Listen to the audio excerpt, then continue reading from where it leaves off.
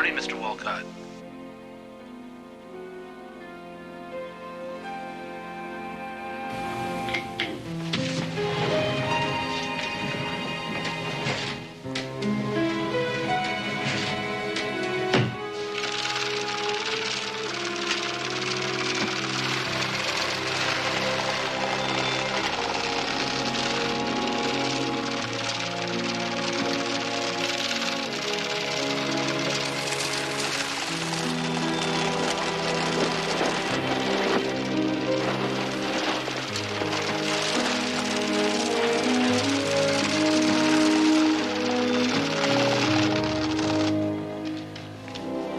Nice to see you, Jack. Thank you, Mr. Logan. You booked him at 5 o'clock to Nassau. A friendly neighborhood banker expects you first thing in the morning. Take the airport shuttle from the Westlake Plaza Hotel. Yes, sir.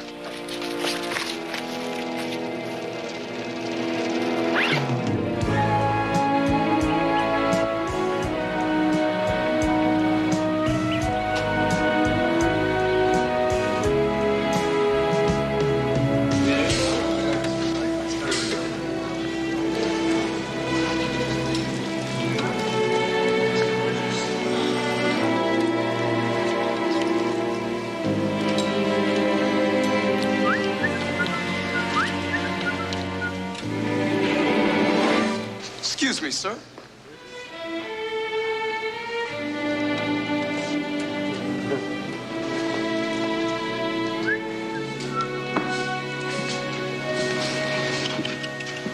You should be ashamed of yourself. You're just jealous because you ain't got the touch. I don't need it. It's my business. Stealing suitcases ain't a business, it's a disease. Hey, there you go.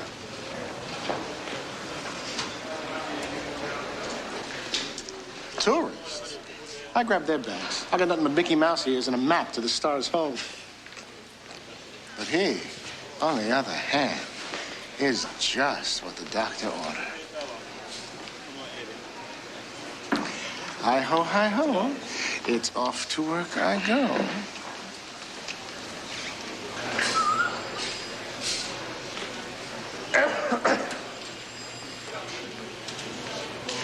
Oh, my God, what a klutz. I'm sorry. I feel so stupid.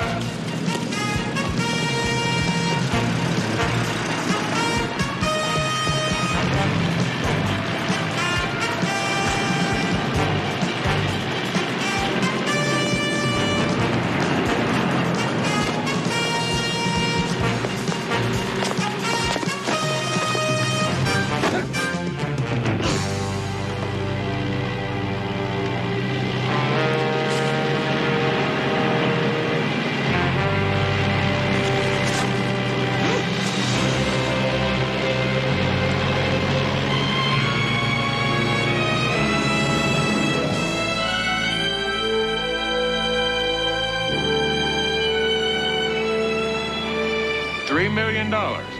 Only one kind of person carries that much money around. The wrong kind. When I saw all that green, if I had any sense, I would have thrown it right back. But I didn't realize what I'd done until it was too late.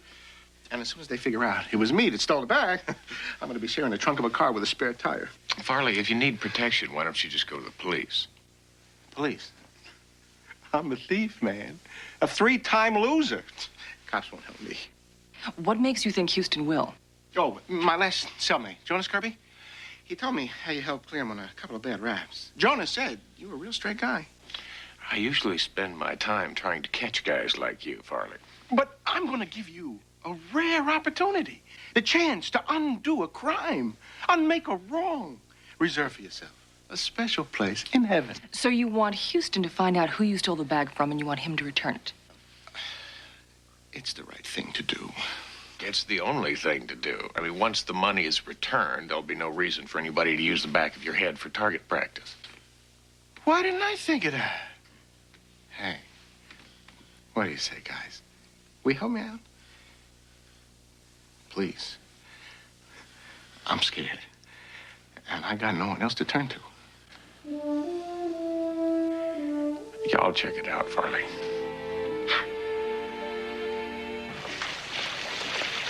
Jack, Thanks for seeing me, Mr. Logan. don't be silly, Jack. I've always got time for my piece. Well, after what happened this morning, Hey, been together a long time, Jack. So believe me when I tell you that this one mistake won't erase all your years of valuable service. thank you, Mr. Logan. You make plenty of money, Jack. Loyal, dedicated people are much harder to find. Go home, relax. We'll have another shipment for you in a couple of days. Yes, sir. And thanks again.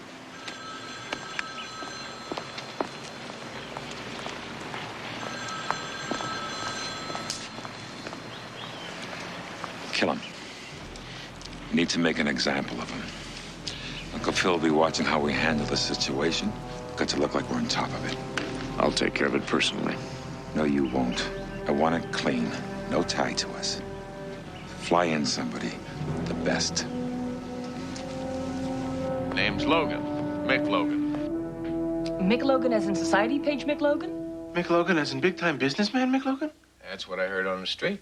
The question is, why would he be tied to $3 million in cash? A question I'm sure the police would like to ask, especially since Mick Logan's uncle is Uncle Phil Logan, as in syndicate boss Phil Logan. Doing his uncle a favor, no doubt. That sounds like it. But nobody's really ever been able to tie Mick Logan to the mob before. He's always been considered the white sheep of the family. Houston, you gotta talk to Logan. Tell him he can have his money back. Convince him to leave me alone. You gotta put the word out. Houston, telephone, man named Logan. I already did. Houston. This is Mick Logan. I understand you have something that belongs to me. Well, actually, a friend of mine does. He'd like very much to return it. Why doesn't your friend talk to me himself? He's the shy type. Yeah, wants me to intercede. Listen, where can I meet you? The Crystal Club, 8 o'clock.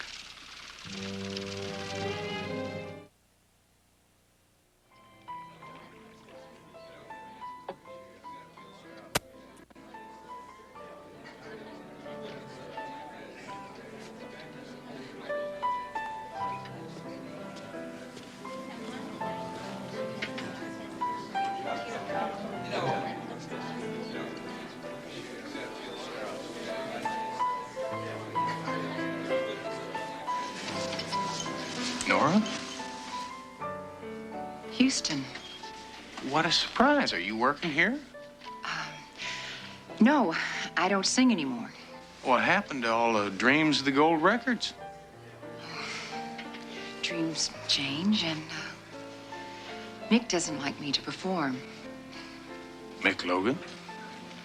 He and I... Nora?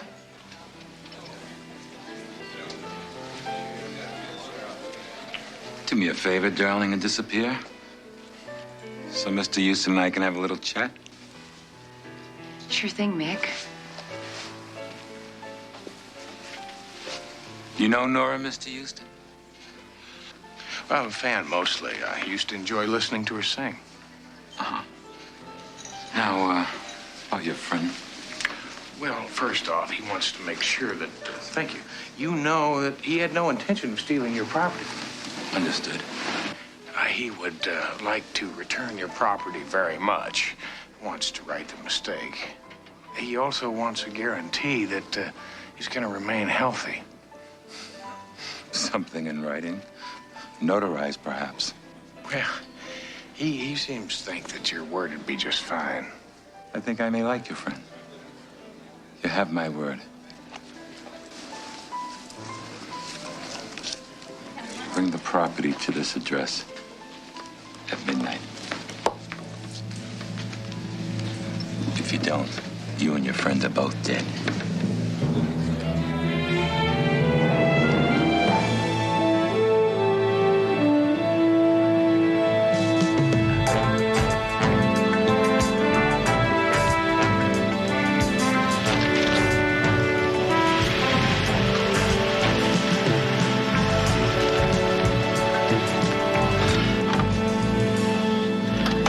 I'm really not too sure about this, Houston. Look, Farley, You don't have to be here. You know that, don't you? You sure Logan was pleased when you said that I'd give back the money? Wouldn't you be pleased if somebody was going to return your $3 million? Look, if you're scared, go home. I can handle this. No. Logan's an important man. I should meet him. Might help my career.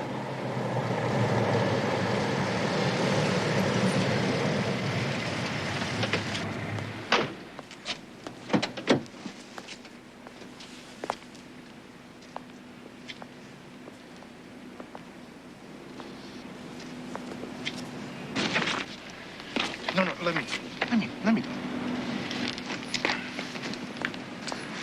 Here you go, sir. It's all there, every penny. My name is Ward, sir, Farley Ward, and I just want you to know what an honor it is for me to meet you. And if there's ever anything that I can do for you, anything at all, you just let me know. I might just do that. Thank you for your help. Let's go.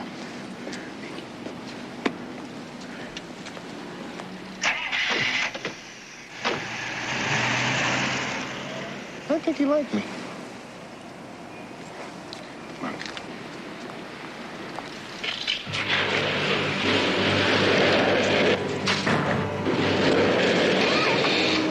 Houston. Get out of here.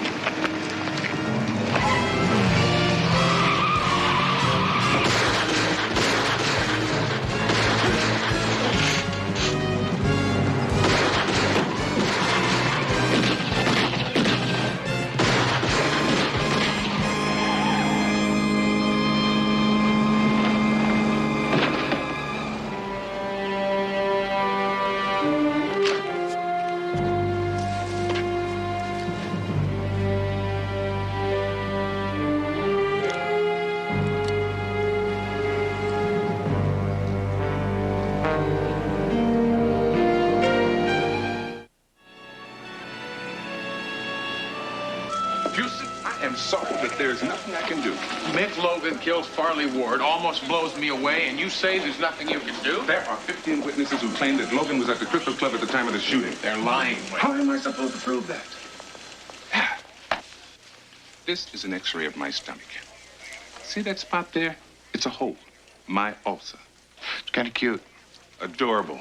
But I'm trying to get rid of it, and you're not helping. Come on, Hoyt. Logan is a bad guy. I know that.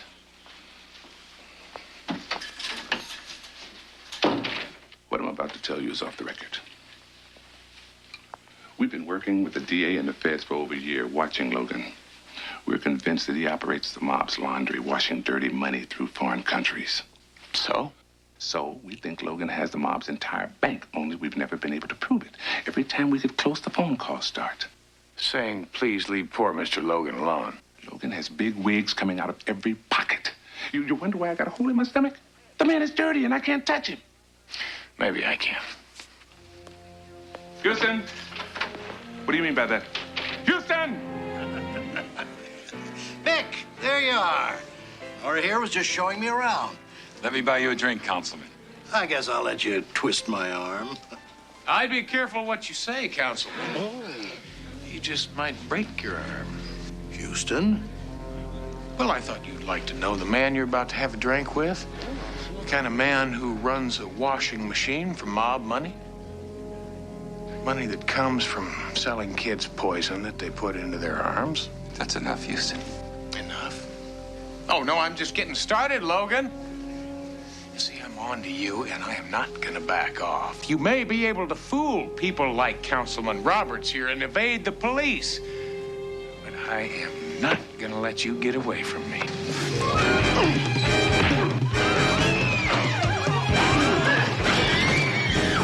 That's enough.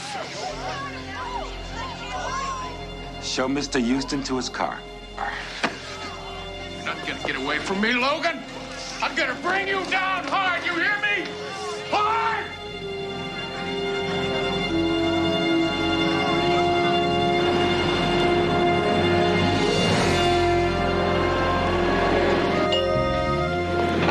Are you out of your mind? Have you completely lost your senses? Morning, Lieutenant. Busting into Logan's nightclub, causing a scene in front of a city I councilman. told you I was going to get Logan. And what did you expect to accomplish last night? Well, put a little pressure on him, rattle his cage, force him to make a mistake. And what he'll probably do is kill you. Good, and you can arrest him for murder, huh? Don't eat that. Why? Because you're having breakfast with Vic Valentine. He's staying at the Mayfair Hotel. Have a bite.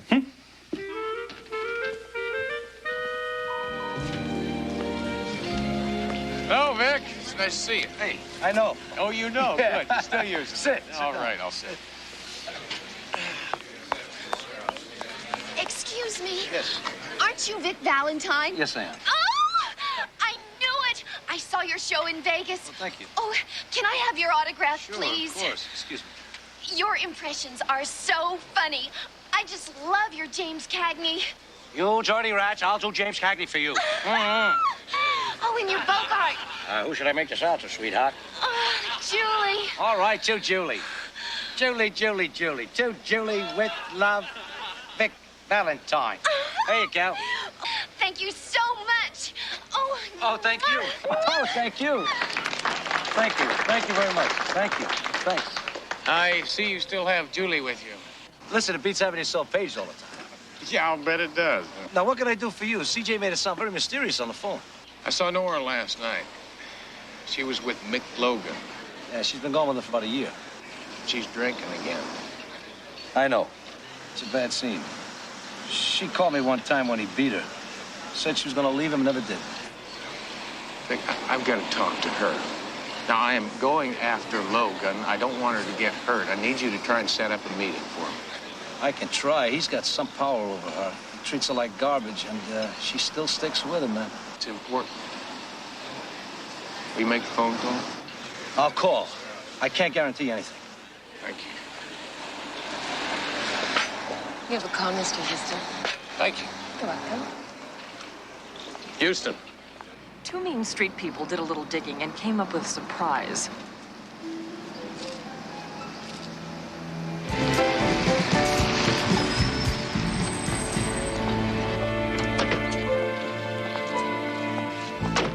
Houston, this is Eli. He's a pickpocket. Oh, this is definitely my pleasure. Yeah, pleasure's mine. He was at the Westlake Plaza Hotel when Farley stole the loot. He got a real good look at the mark.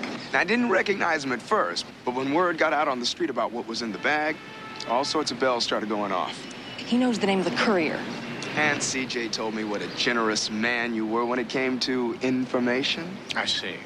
Now, since you've already taken my wallet, why don't you get what you need and give the rest back, huh? Well... That's good. What's the name of the courier? Walcott. Jack Walcott. Lives at 818 Greatland Street.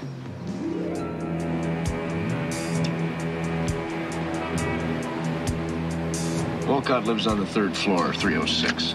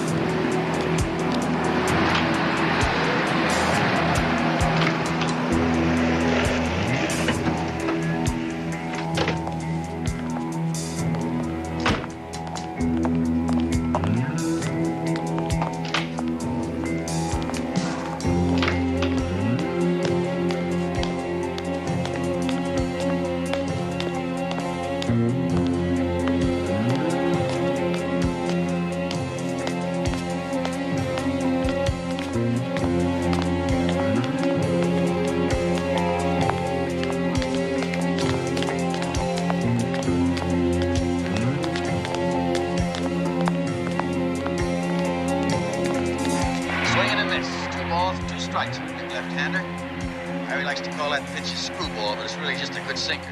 Still, it's working today.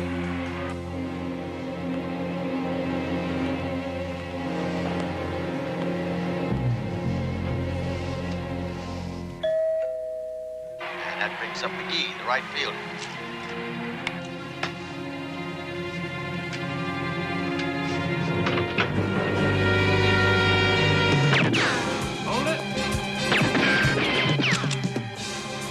Phone and call Boyd.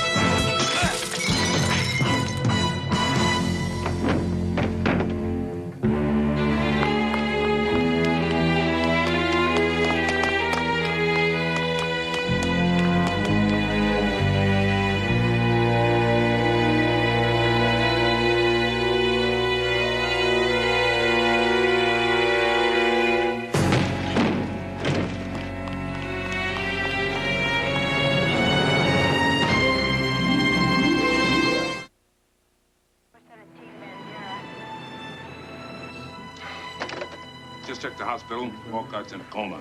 They don't know when or if he's going to come out of it. With that hitman long gone, we have no connection to Logan or his bank. Well, that's not true, CJ. Walcott was a courier for Logan. If we search this place, we're bound to come up with something that'll point us in the right direction. Well, we better get on it right away. Come on. Hold it. That's my job. Well, I thought you could use a little help. I've got help. It's called the rest of the police department. Now, if you get out of here, we'll get back to work. But nothing.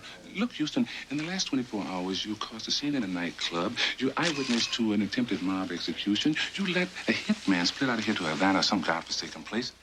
Don't you feel as if you've done enough for one day? Well, it just seems to me that if Look, I have procedures I have to follow. Those procedures say the police search the scene of the crime before private eyes. Go home. I promise I will tell you what we find. Sometimes that man has an attitude problem.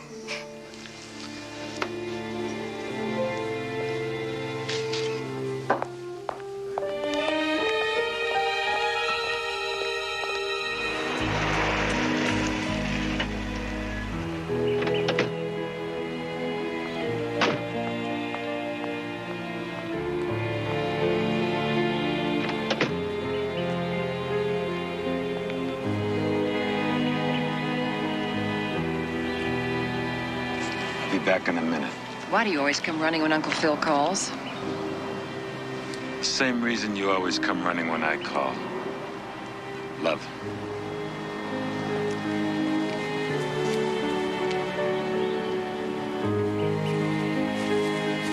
Phil, you never looked better. Thank you, Mickey. I'm disappointed in you, Mickey. You're doing so well. I had a few problems, but they're handled. A few problems.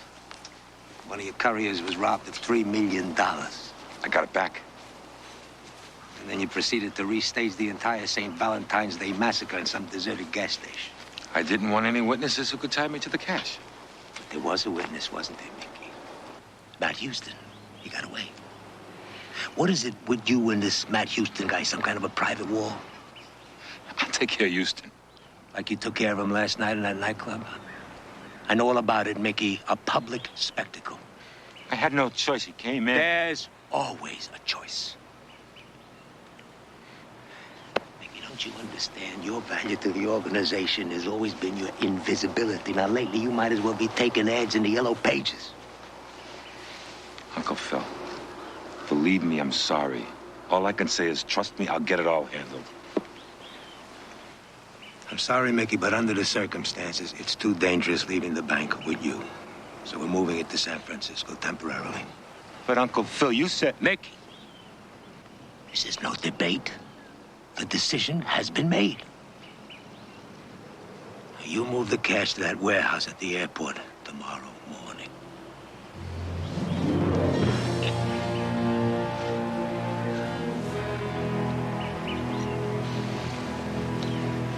Mickey, my partners want to terminate you. One more mistake. I'm not going to be able to stop him, Mickey.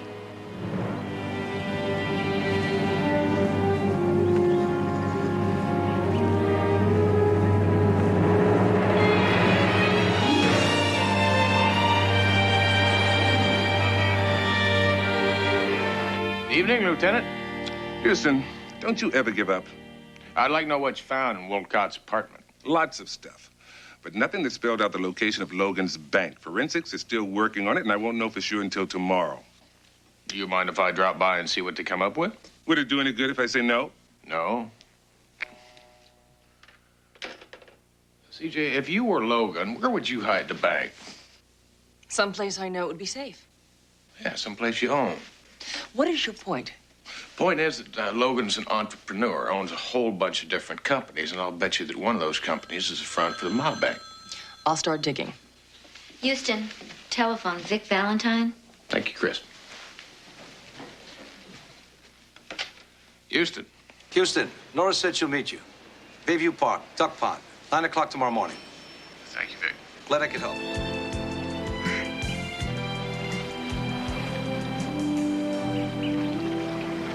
Hello, Houston. Nora? You're such a Boy Scout, Houston, always wanting to help people. First you want to get me off booze, and now you want to get me off Mick Logan. He's a dangerous man, Nora. And you're worried about me? Well, especially if Mick Logan finds out that I knew you a lot better than I let on. Houston, you're about the only guy who didn't try to take advantage of me. All you did was pay the hospital bills, dry me out. Sorry it didn't stick. Maybe I'll have better luck this time, huh? I like living with Mick. He buys me what I want, pays for my drinks. I'm happy. I'm gonna have to bust him, you know that, Nora. That's why I agreed to see you, Houston. To warn you. Stop. Back off Mick before it's too late. It's not that simple. You don't understand. Last night, Mick was like a madman. Uncle Phil is taking the bank away from him because of you. Mick was ranting and raving about what he's going to do to you. Do you know where the bank is kept? No. Do you know where and when they're gonna move? No, and you're not listening to me. Nora, just stop. Why don't you stay? Let me help you. Not this time, Boy Scout. I've got just what I deserve. Be careful, Houston.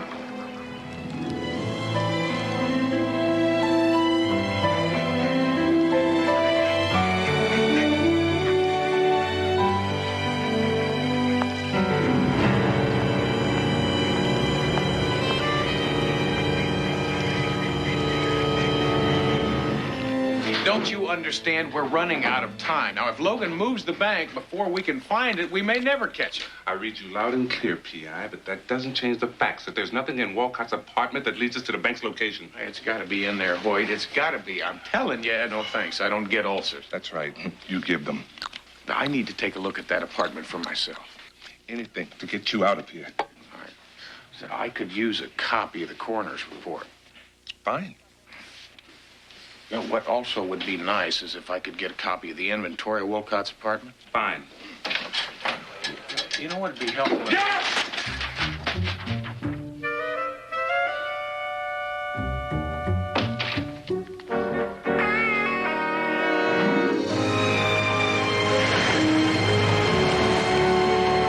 Any talk to Jimmy, talk to Sal, but not me, okay? It's all arranged. The van will be at the tennis center tonight. We'll get it packed and ready to go first thing in the morning. Good. That just leaves Houston. I want him here tonight.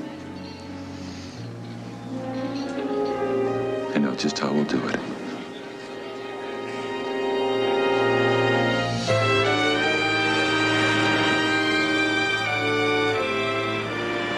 Nothing. Searched Wolcott's entire apartment, not a single thing, not a single clue. Okay, thank you. Houston, that was Vic Valentine. Nora called to say that it's urgent that she see you right away. She's at the Westfall Motel, room 105. And Houston... I know. I'll be careful. And CJ... I know. Keep digging. Thank you.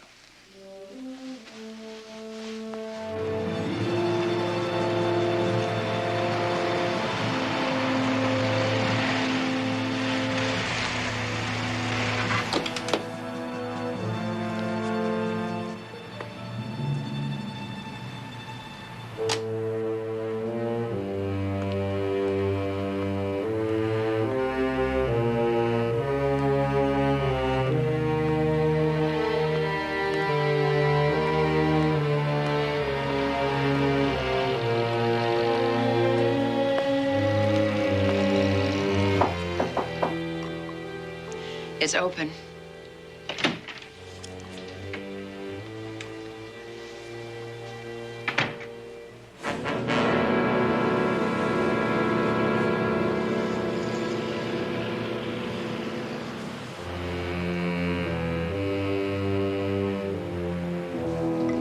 Sure you don't want a drink?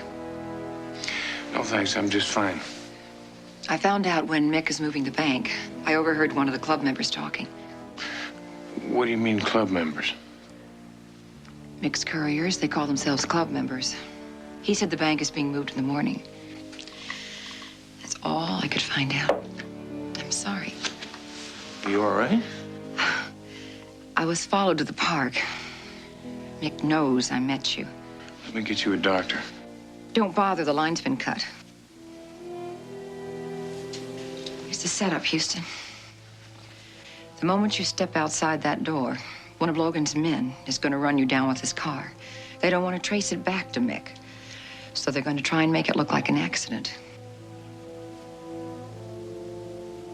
Look for yourself.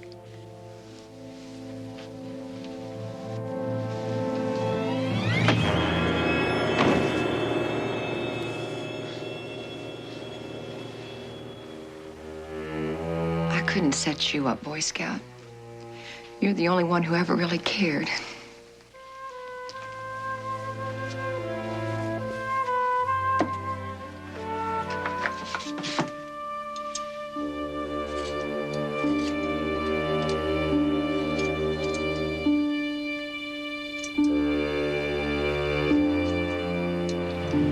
What is taking so long?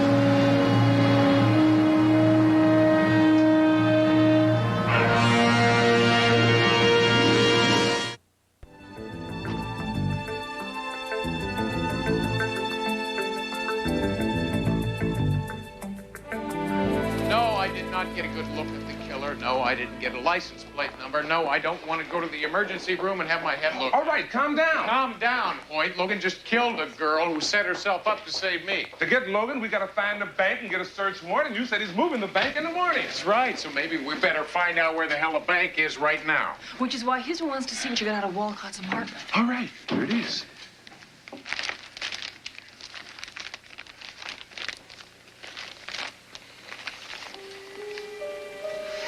CJ, one of the companies that Logan owns would happen to be the Marlboro Tennis Center? Yes, as a matter of fact, it is. Nora had the answer, and she never even knew it. What are you talking about? Nora told me that all the couriers were called club members. These matches were found in Wolcott's apartment. And the bag that Farley stole was usually used to carry tennis equipment. I think you just might get your search warrant.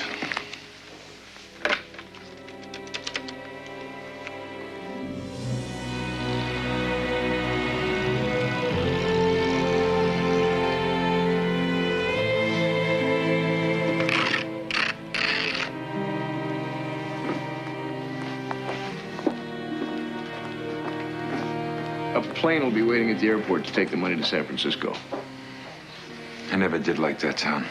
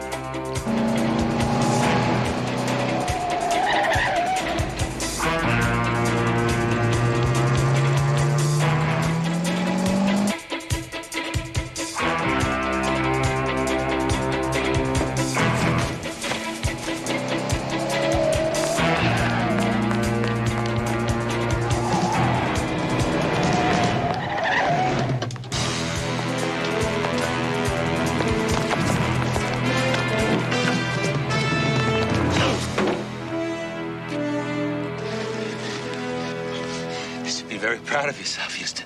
You caught me. But was it worth it? Huh? It might be years before I go to trial.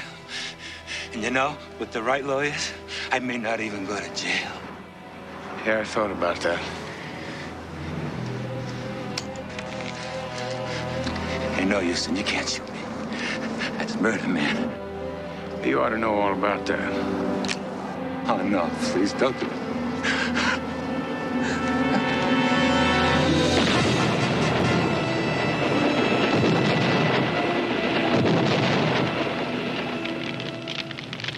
Our court system moves very slowly. That's the way we dispense justice. I have sneaking suspicion that when Uncle Phil finds out what happened to his money, he's going to dispense some justice in his own way.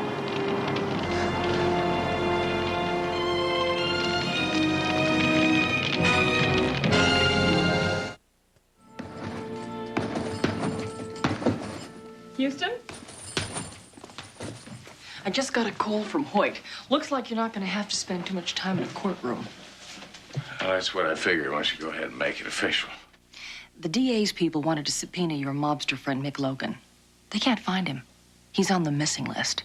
And the word is he is not on vacation in Hawaii. No, he's on a permanent vacation. Someplace much hotter. So, Jock went up for the good guys, huh? Balance sheets even. Why do I feel like hell? Logan was a rotten man. I turned the tables on him. I turned his own people against him, and they burned him. Hooray. Why don't I feel like celebrating?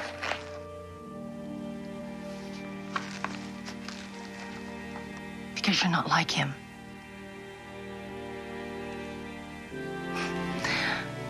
Come on, I'll take you to dinner. My treat. Thank you. Give me a minute and I'll get showered.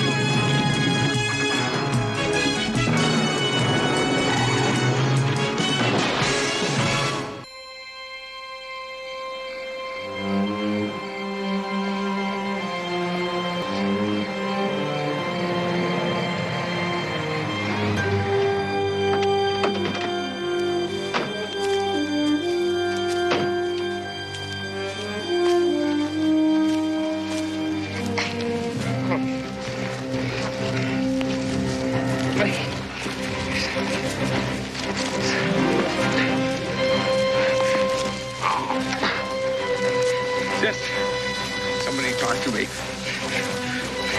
What do you want?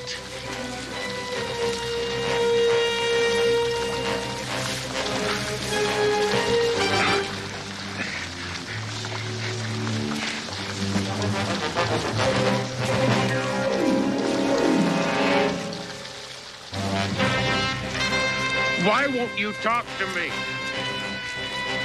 Enough. Just tell me, who are you, huh?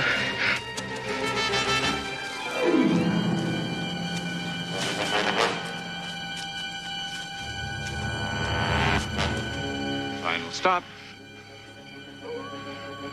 Look, I don't understand. What do you want from me? You gonna kill me? Tell me why. Who are you, huh?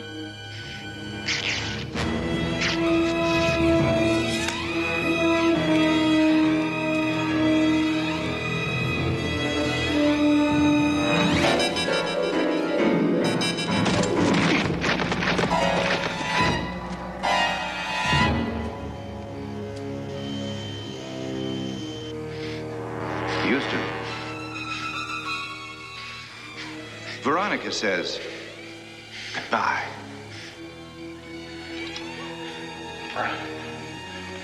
I don't know, Veronica. I'm telling you, it's a mistake. I don't know, Veronica, please. For God's sake, no!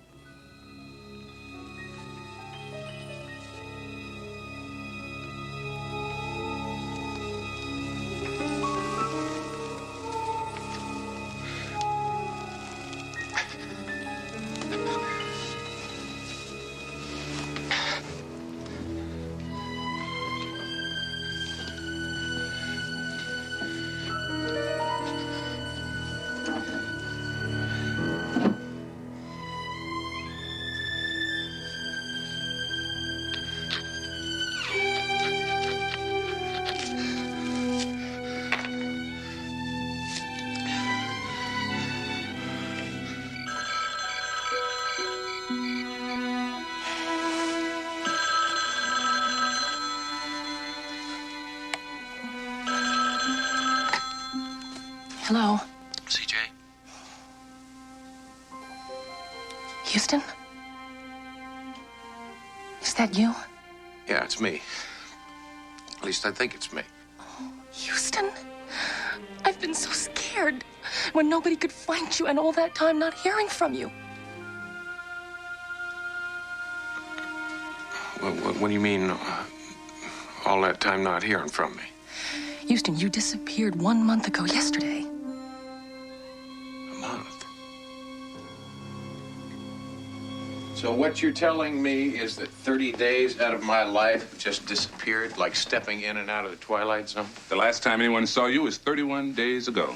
Houston, it was 7 o'clock in the evening when I left the office to go have dinner. Now, you were packing to go to the airport because you had a 9 o'clock flight to Honolulu. Only you never made it to the airport. The plane left without you.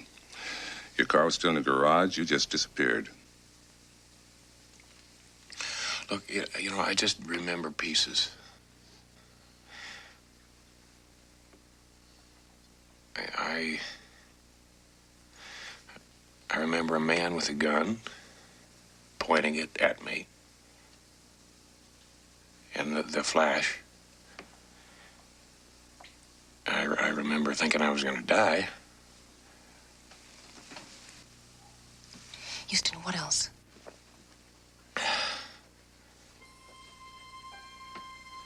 Pain.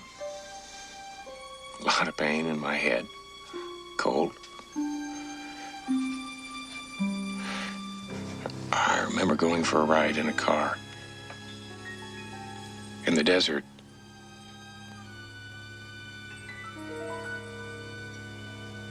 The man with the gun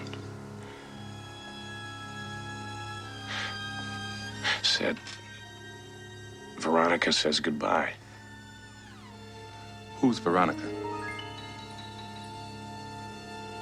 I don't know.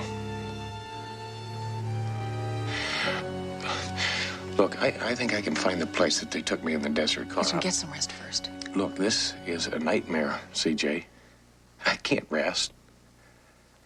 I am not going to be able to rest until I find out what the hell's going on. Let's go. I think I can find the place, all right?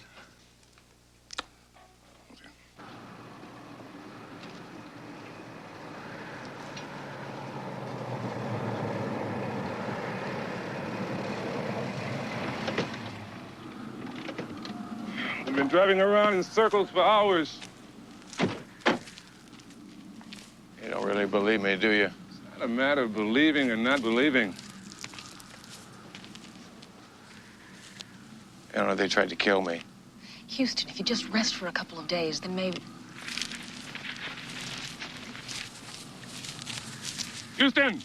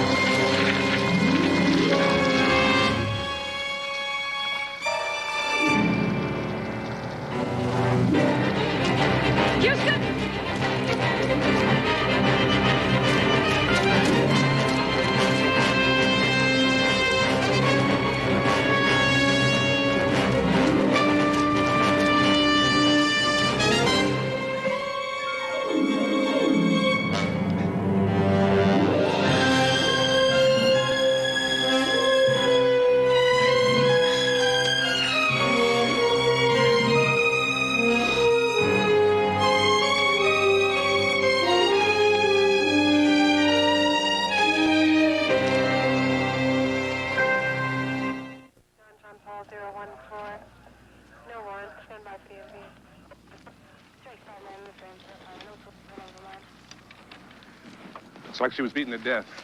Her name was Veronica. At least that's what the anklet she was wearing said. Anything else? Only a key. Belongs to a motel about 10 miles from here. I'd like to take a look at that motel. You should know the local sheriff's department is not anxious for you to get out of their sight.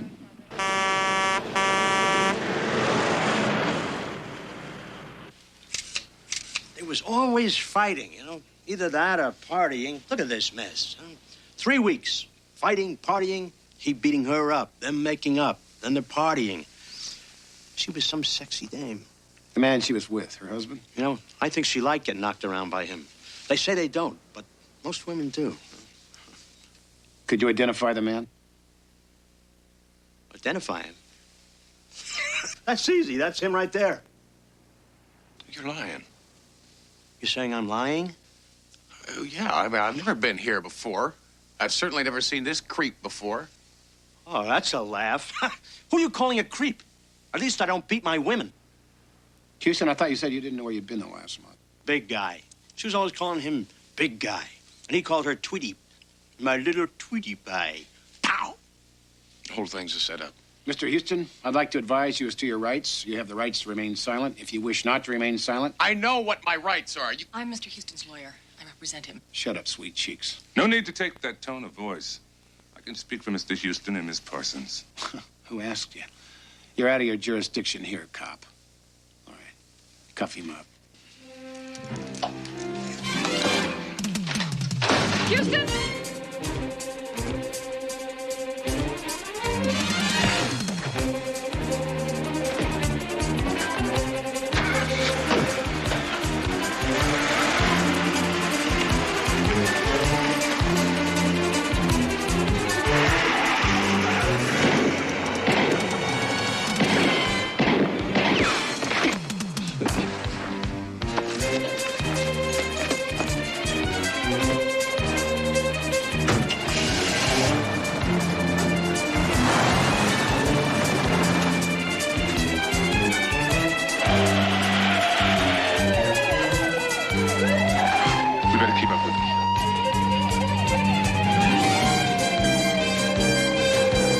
Baker 8 and Baker 9, we got a jail jumper to catch, boys.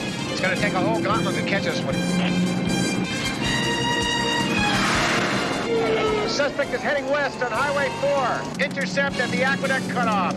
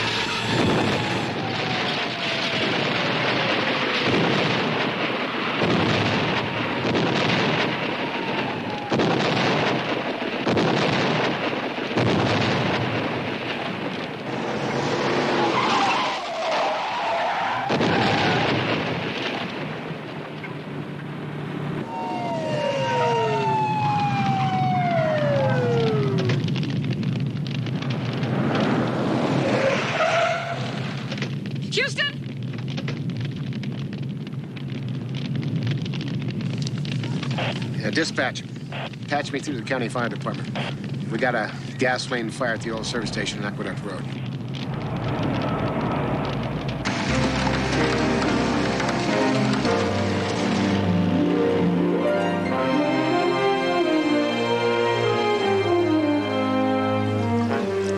Thank you, Leon.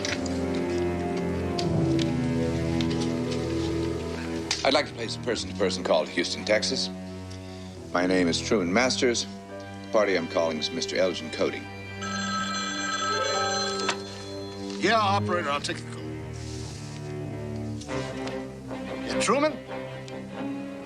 Yeah, I picked up this morning's LAP. Well, it seems our Mr. Houston's the most elusive fellow. In fact, he's put us ahead of schedule. Well, you know me, Truman. I always like to start the day with a smile.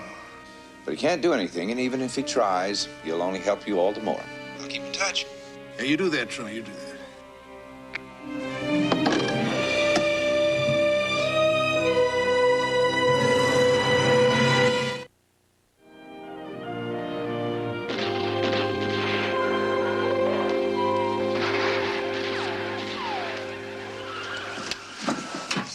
Balcony, no less. You can almost see the screen. Well, CJ, when you're a wanted man, you sacrifice front row center for a little anonymity.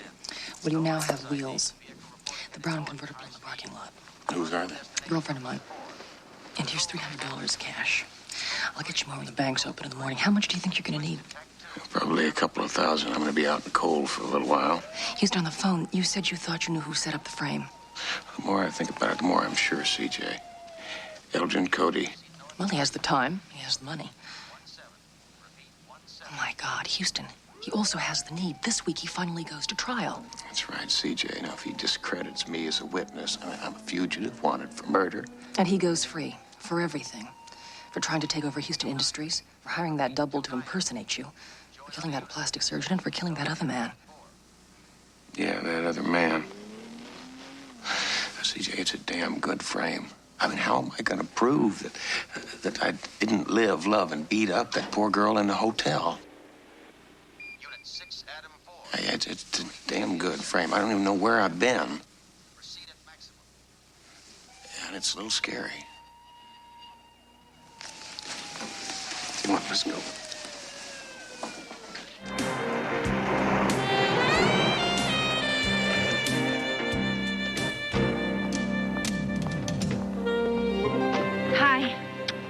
Room's over here.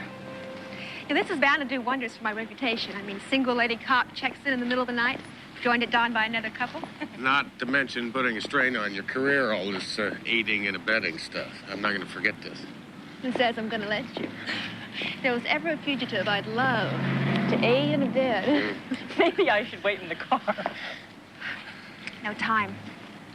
We've got troubles.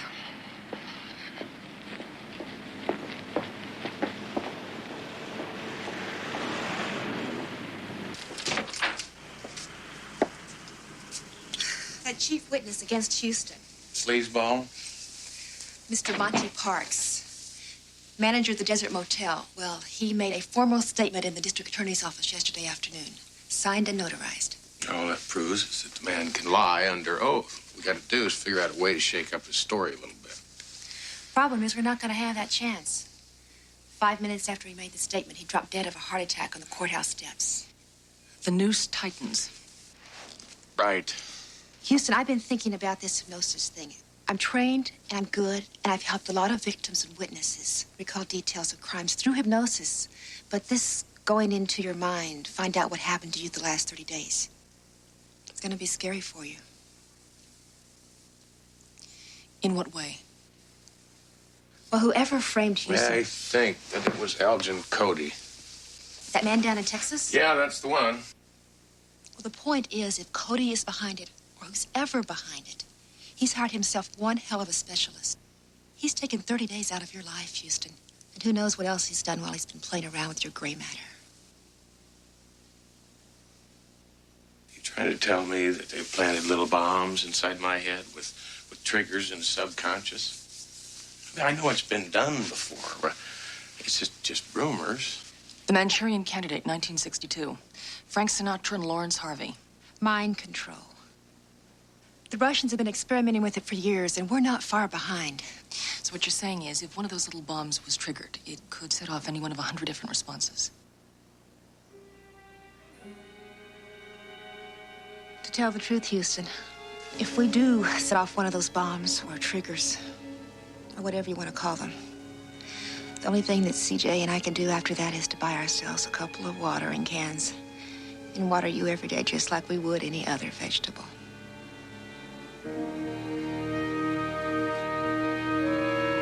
All right, well, if that's the case, if the only way we can figure out this whole mess and figure out what I've been up to for the last 30 days is get inside my head, let's do it now, huh? Okay. Have a seat.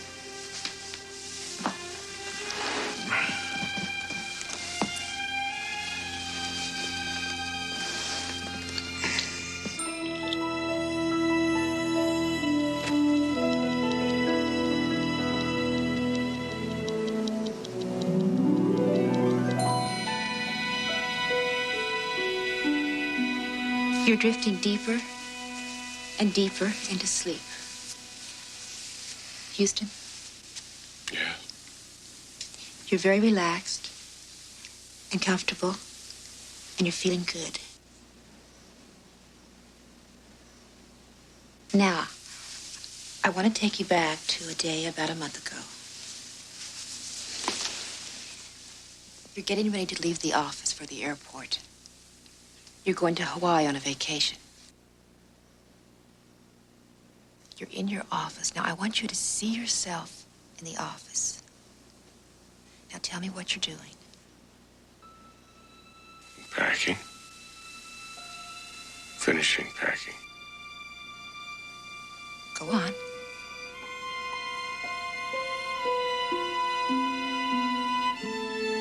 I'm moving to the elevator. Waiting for her. The elevator is coming up. You wait for the doors to open. The doors open. You enter.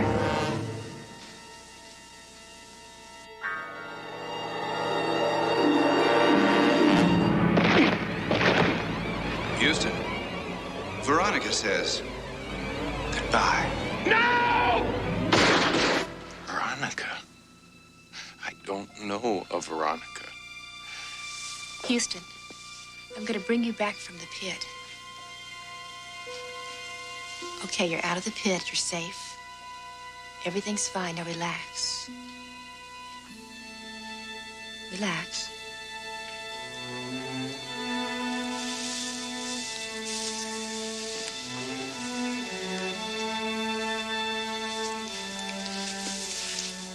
In real life, did Houston ever have a traumatic experience like this? Well, yes, he did. As you know, his father was a very wealthy man. And when he was just a very little boy, he was kidnapped and held for ransom for several days. The men who did it tormented him. One of them held a gun at his head and repeatedly threatened to kill him. He had nightmares about it for many years. I think one of the reasons he decided to become a private investigator was because they never caught the men who did it.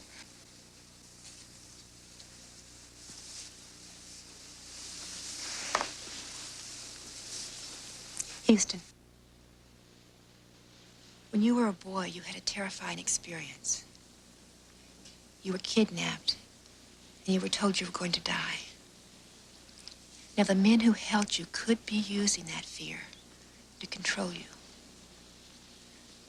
You're going to have to fight to overcome the fear. Now, I know it's not going to be easy, but will you try? Yes. It's the night you're going to Hawaii. You're waiting for the elevator. What happens next? I'm waiting for the elevator. The doors are opening. Three men in the elevator. Spraying something in my face. I can't move. I'm falling. It's dark.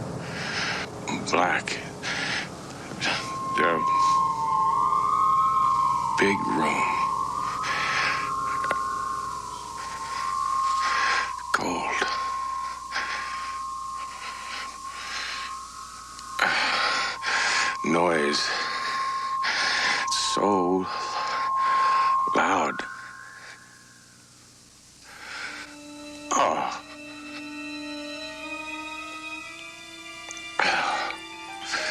The pain. Time to go on another trip, Medlock. Time to die again.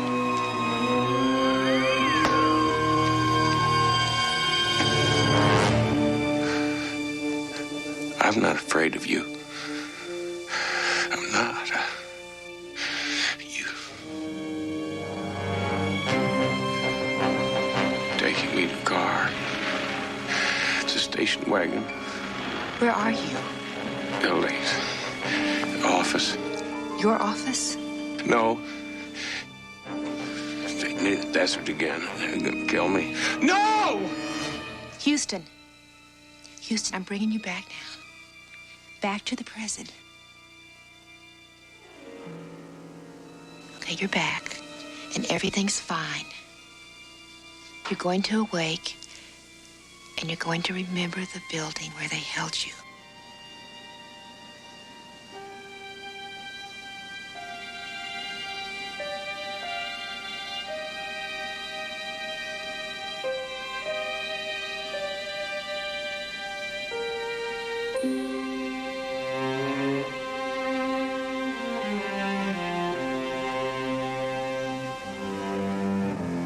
I know where it is. I know where they held me.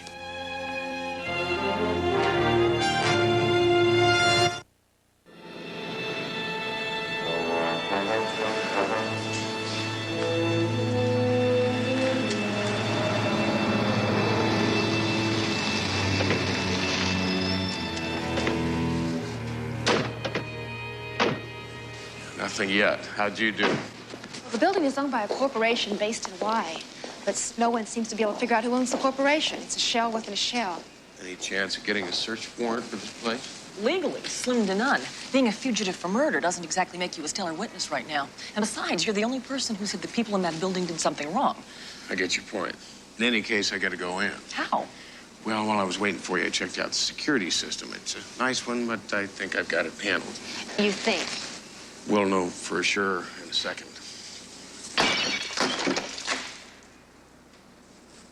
Got it handled.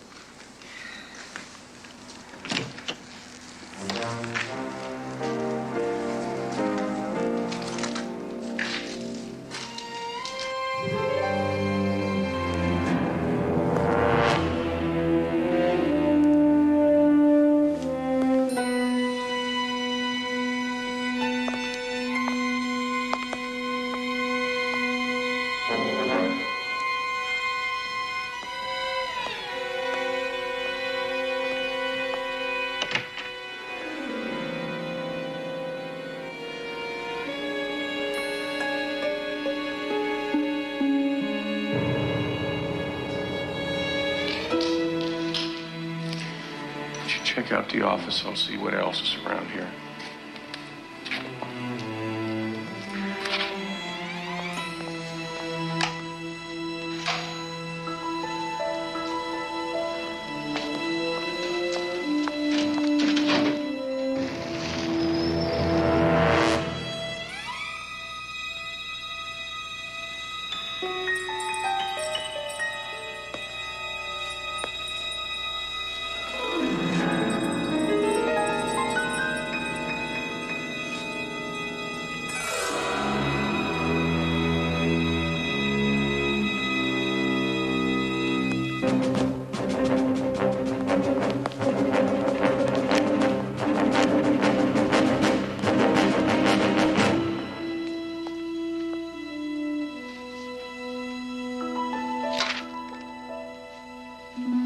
Andrea, I just struck the mother lode.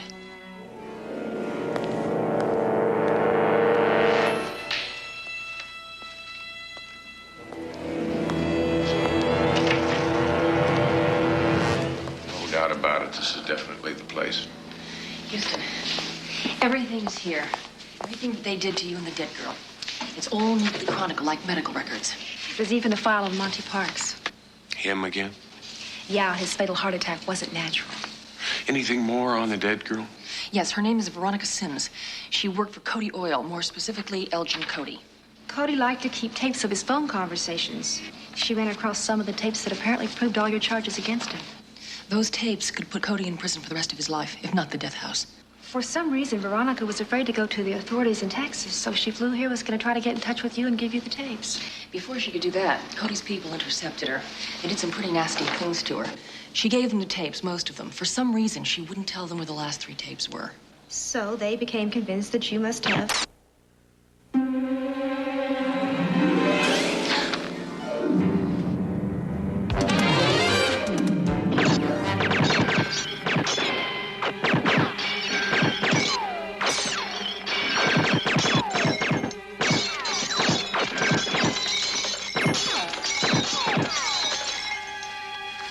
Right? I guess so. Andrea? Forget it. She's dead. We gotta get out of here. Window is our only chance. Houston, you must know this is pointless. How do you know they're not waiting out there for you? I don't, but I do know that they're waiting in here for us. I'm gonna go out first. I want you to follow. And I'll cover you, okay? Are you ready? Houston, I love you.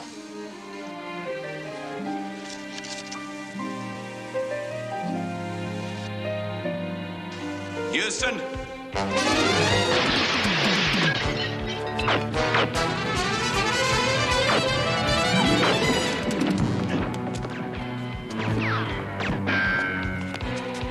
Sounds like they broke the window over there. Go on back, head them off.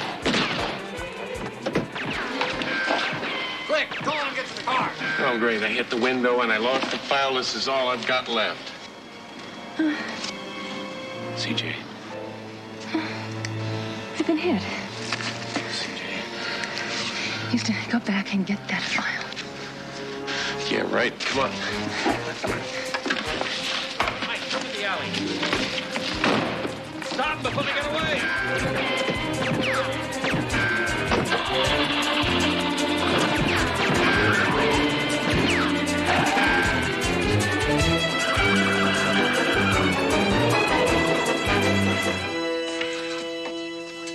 Why don't you guys get some coffee? Thanks, Lieutenant. How's CJ? She's out of surgery. Doctor stopped the bleeding, so she'll be just fine. Thank God. The building where you were being held, where you say the files were that could prove you were being framed, big surprise. 4-alarm fire. Leveled the place. No, I left Andrea in there. I'd say the only chance you had now would be to find those 3 tapes the dead girl had. The ones she died for, rather than give up. She's got family in Texas. They might know something, but as you can see, I'm a prisoner. A prisoner being held for murder. That's why it'll be so unforgivable. That's why the reprimand that I receive will be so severe. Imagine a police lieutenant with my years of experience allowing a prisoner like you to escape. Like I always said, you lousy PIs are like lightning rods. You're always drawing trouble.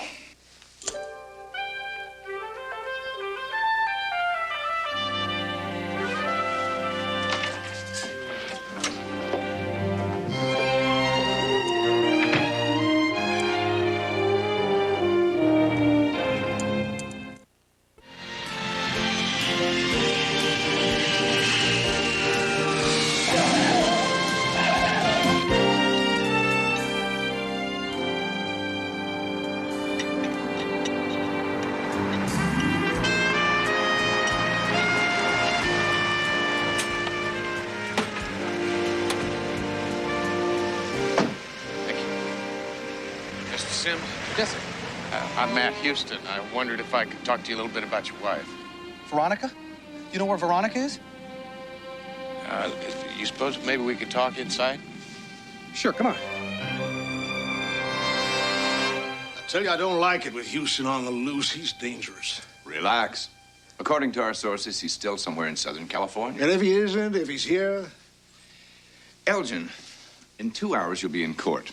Your trial will resume. Your lawyer will move to have all charges against you dismissed because of lack of evidence. If Houston shows up, and if he has those damn tapes... He won't show up. In 2.5 hours, the judge is going to rule in your favor, and you'll be acquitted. And then so what if Houston shows up? You can't be tried for the same crime twice, and that's the beauty of it, Elgin. It's the good old American way.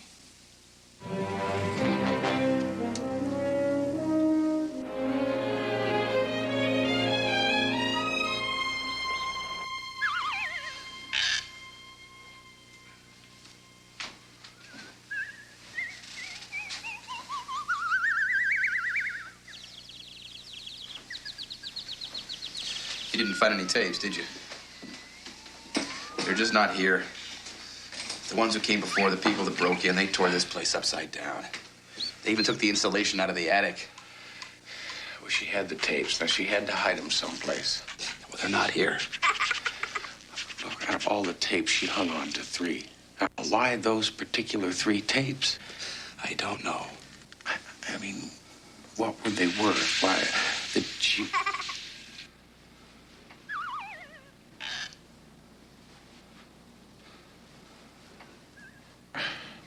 Mr. Sims. Yes. Your daughter, well, she's got lots of stuffed animals and dolls. That's your favorite, isn't it? It's Ernie.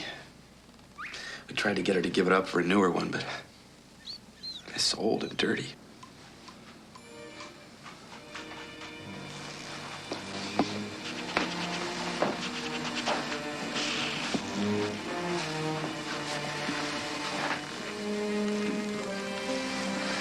Honey, can I see Ernie for a minute? I'll be real careful with it.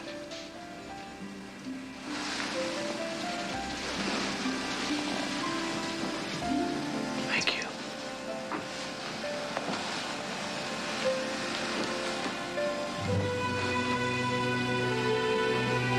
She hid the tapes in the doll. Houston, what the hell's going on? I just heard on the news that you're wanted for murder. Now, do I go to trial against Cody today or don't I? Look, I'll explain all that later to you. Point is, I am in town, and I've got some tapes that'll put Cody in prison for good. There are too many people hunting for me, and I need safe conduct at the courthouse. Give me the address.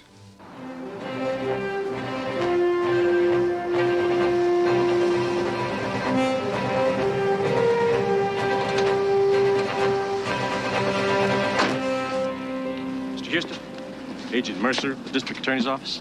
It's a pleasure. Listen, I can't tell you how happy I am to see you. Pleasure's ours. I understand that you have some tape for us? Yeah, they should determine the future of Elgin Cody. Very good. We've been waiting for this break. Let's go.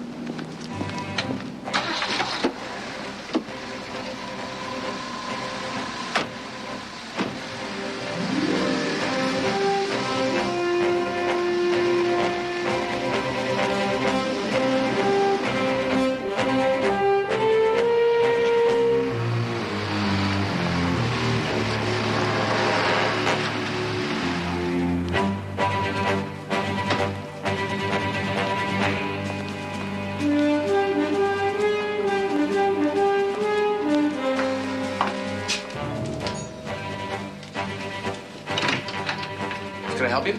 Sergeant Klein, District Attorney's Office. I'm here to pick up Mr. Houston.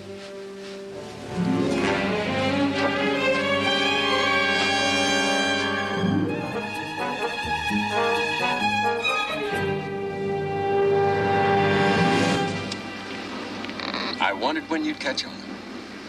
Well, I grew up in this neck of the woods. I know that this is definitely not the way to the courthouse. I'll take your gun now, nice and easy. Who are you? Does it matter? Your gun. You work for Cody? Hardly. You work for the specialist. Man who likes to play games with people's minds. Man who sends all of his records to a house on Winchester Street. You know, I wanted to wait till we got out to the fields before I shot you. I didn't want to mess up the insides of this nice, clean car. The gun. Right.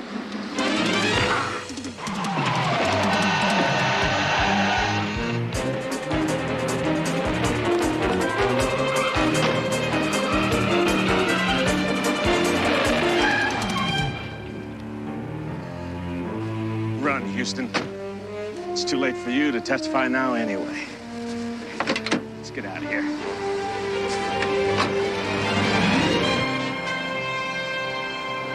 Tell me, Mr. Cody, how does it feel to have been acquitted? I always knew I would be. I always had faith in our system of justice. It's the American way. Now, folks, hold it. Hold one at a time, please. Just one question at a time.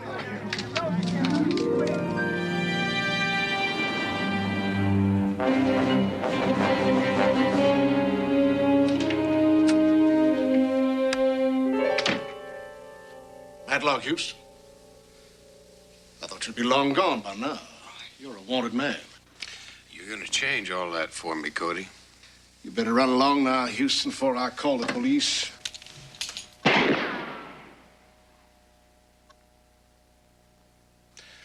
I want a signed confession from you, handwritten, confessing to everything it is you've done to me. Won't do you any good. I can't be tried for the same crimes twice. I've already been cleared of all charges. Well, it'll get me off the hook. And if I say no, you're not going to kill me.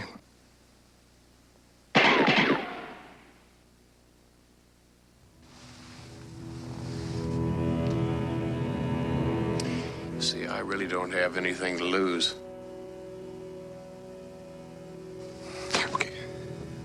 Okay, you win. Why should I care whether you fry or not? I'm free. I'll say anything you want, Houston. Anything you want.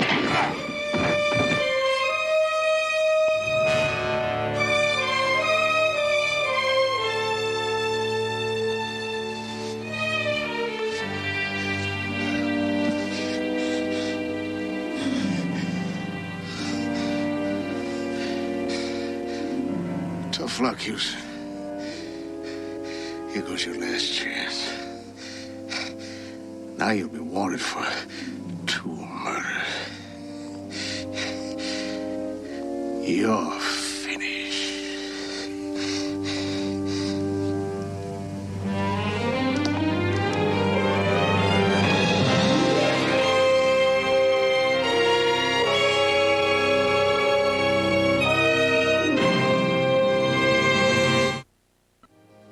CJ, it's him.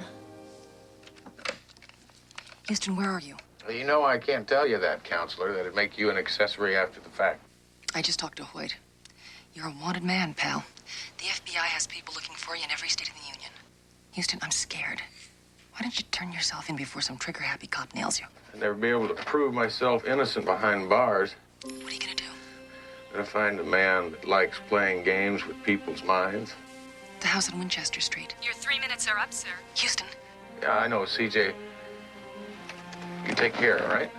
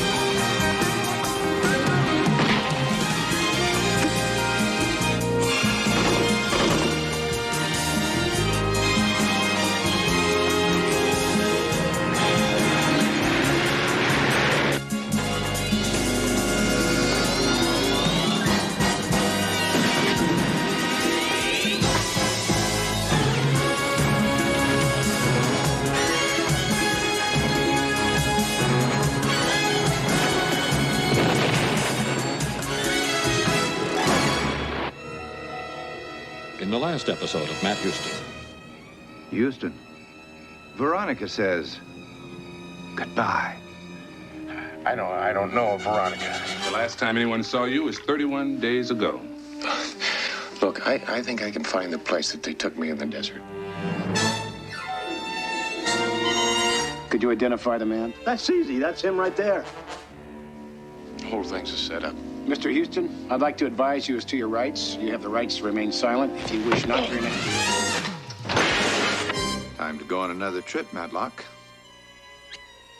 Time to die again. Houston, on the phone, you said you thought you knew who set up the frame. Elgin Cody. This week, he finally goes to trial. That's right, CJ. Now, if he discredits me as a witness, I'm a fugitive wanted for murder. And he goes free. I want a signed confession from you. Confessing to everything it is you've done to me. Okay, you will. I'll say anything you want, Houston. Anything you want!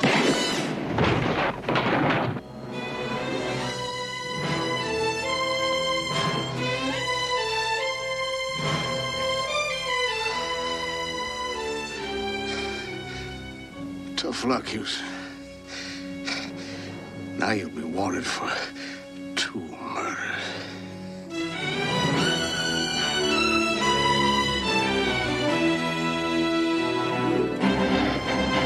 I'm telling you, it's a mistake. For God's sake, no!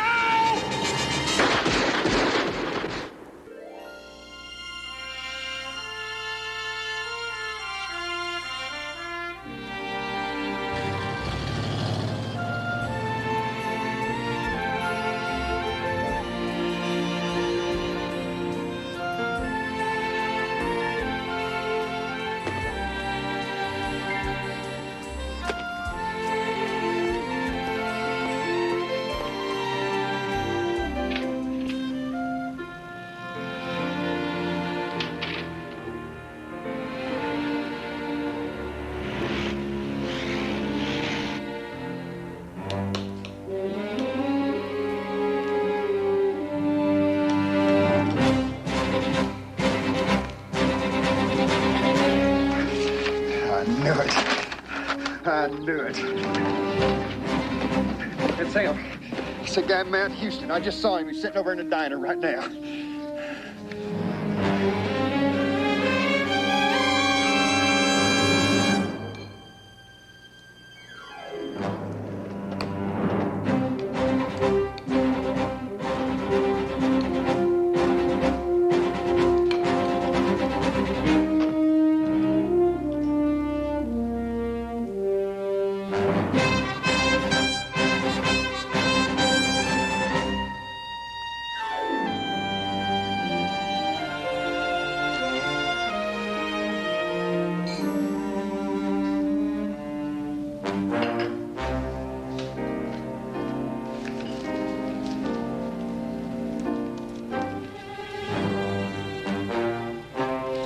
Good food.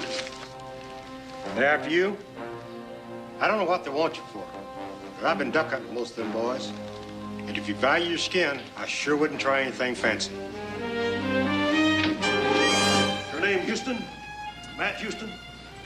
Yes, sir, it is. Henry, cover him up.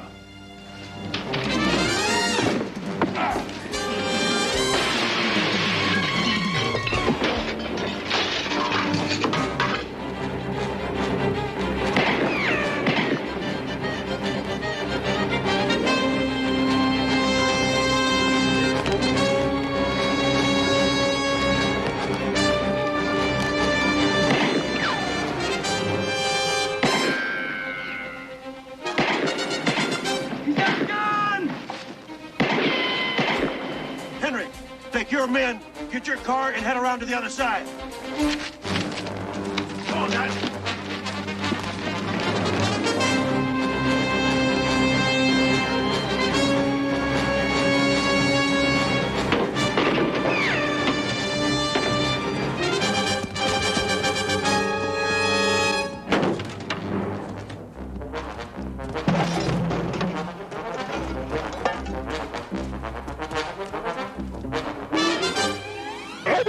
Oh, great.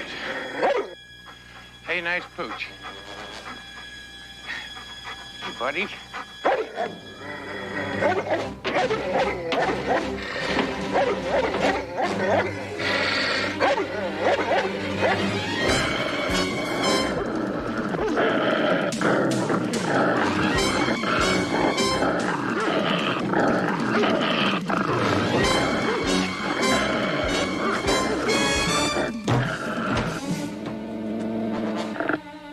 Second boy, go on.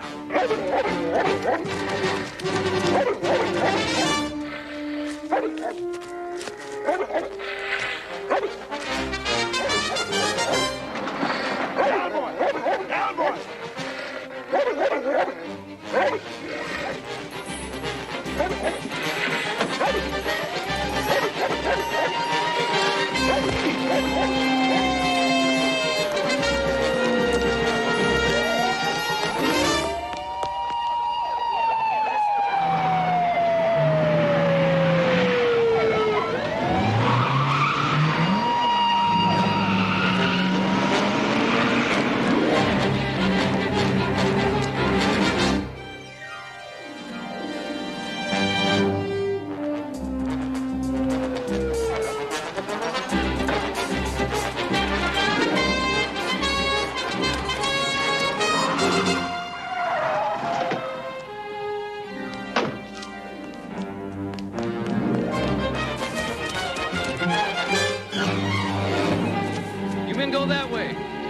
Somewhere.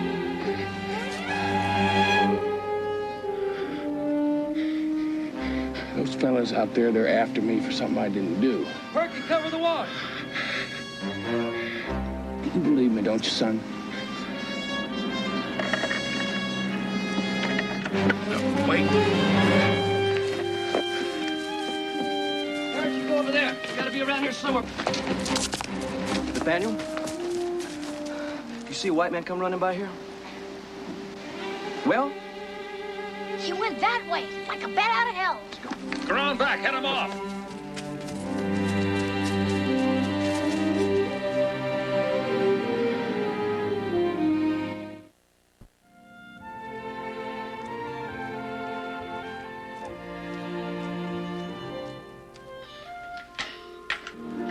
I'm sorry, sir. There's no answer.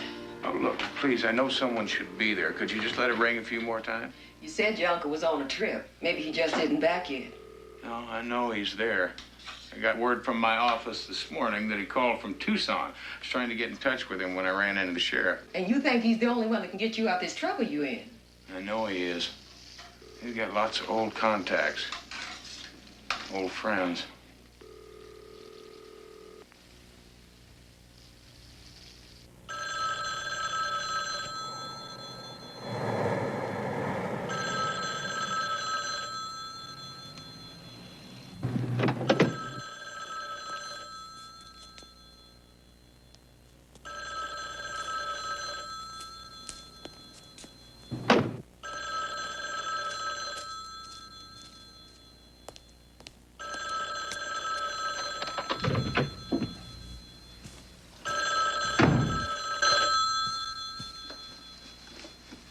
I'm sorry, sir. There's still no answer.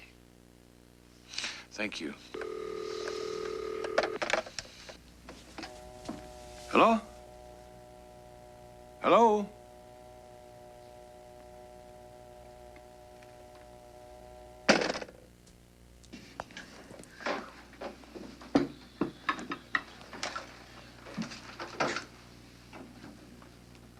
Mama, we have to get Houston to his uncle.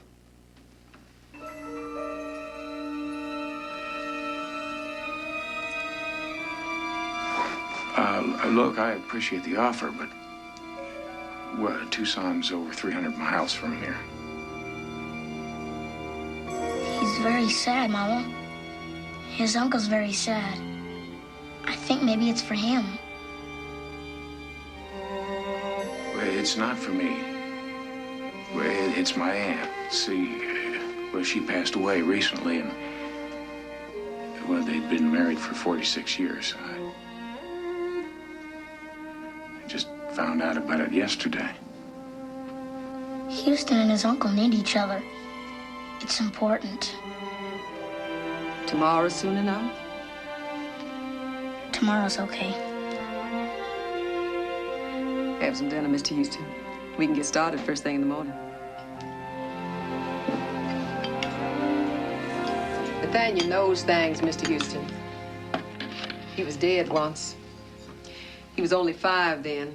Fell in the river and drowned. Doctor said he was dead for 4 hours. After that, he just knows things. People come from miles around just to get him to touch them. And he'll tell them things they don't know. Sometimes it pays us to come to prayer meetings. Far away as Dallas. Tell me, Nathaniel, what do you see in my future? Apricot pie. I see apricot pie in your future. Once you've finished Mama's pork chops.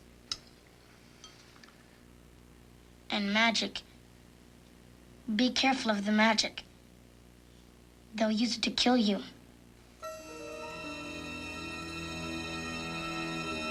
You'll like my Mama's apricot pie.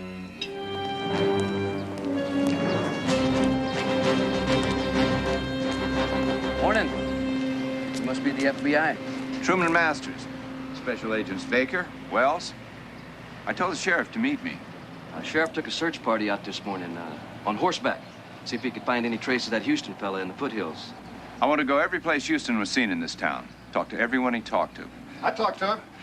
I'm the one that spotted him there. I come over and I told Henry about it. And I'm the one that ought to be getting that reward, too. Don't forget it. What did he say when you talked to him? Well, he said, hi. Hi? Yeah. Well, I mean, I was already sitting there in the diner. He come in, he sat down a couple of stools over from me, and he looked right at me. He said, hi. I didn't say nothing. So the extent of your conversation with Houston was hi. Yeah. Well, I don't know what to say to him. I mean, just a few minutes later, I knew I'd seen him somewhere. I come run over here. I'd like to see this diner. Follow me.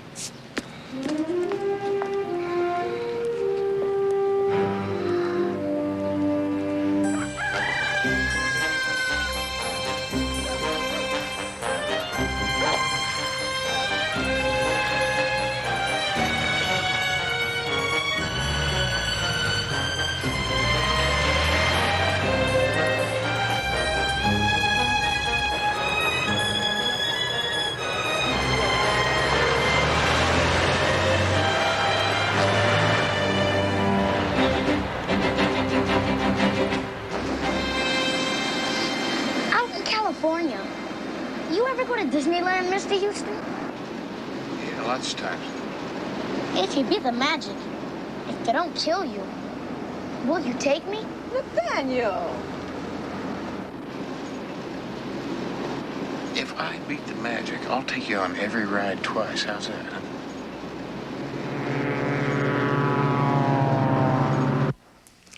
Tucson. That's what he said. He sat down and said, I'll have a bowl of chili, a cup of coffee, and the bus scheduled to Tucson. Anything else I can help you with? No, thank you. Want me to show you the junkyard where we lost Houston? Yeah, sure. Baker, go with him. Check it out. Yes, sir. What's the matter? Roy Houston. Who? Roy Houston, Matt Houston's uncle. I knew Houston would try to get to him. I tried to get to him myself, but he's been out of the country on a world cruise. He must be back in Tucson. That's why Houston wants to get to him. So who is he? Man somewhat famous in his own right. Retired college professor. He's written books on criminology, forensic medicine. More important, he used to be with the company. He said he practically started the company when it was called the OSS back in World War II. With his contacts, he got access to your old files. Therein lies our biggest danger.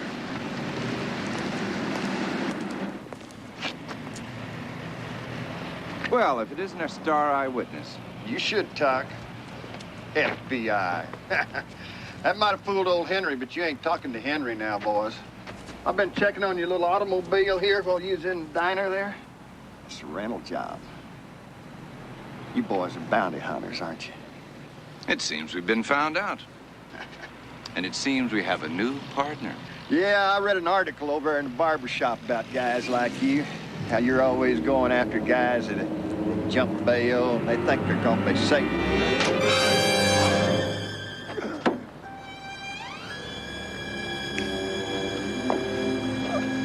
As soon as we get rid of the body, I'll call for help. Houston and his uncle are next. Nathaniel wakes up. You tell him if I make it out of this, I won't forget about Disneyland. Nathaniel already knows that. He's worried about you and your uncle. Mr. Houston, you be careful. I'll do it. Thank you.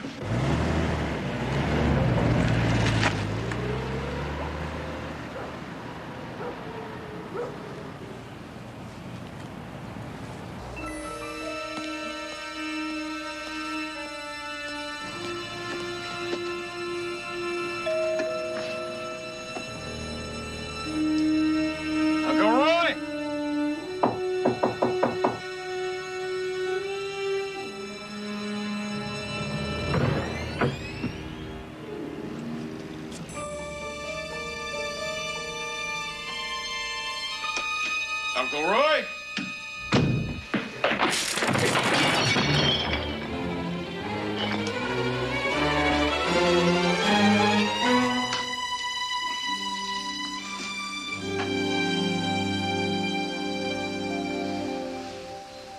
What? I read. All right. Your aunt kept saying, fix the wine rack. Fix the wine rack. I talked to CJ this morning. I've been expecting you, boy. I even picked up some clothes that might fit you. God, I missed you.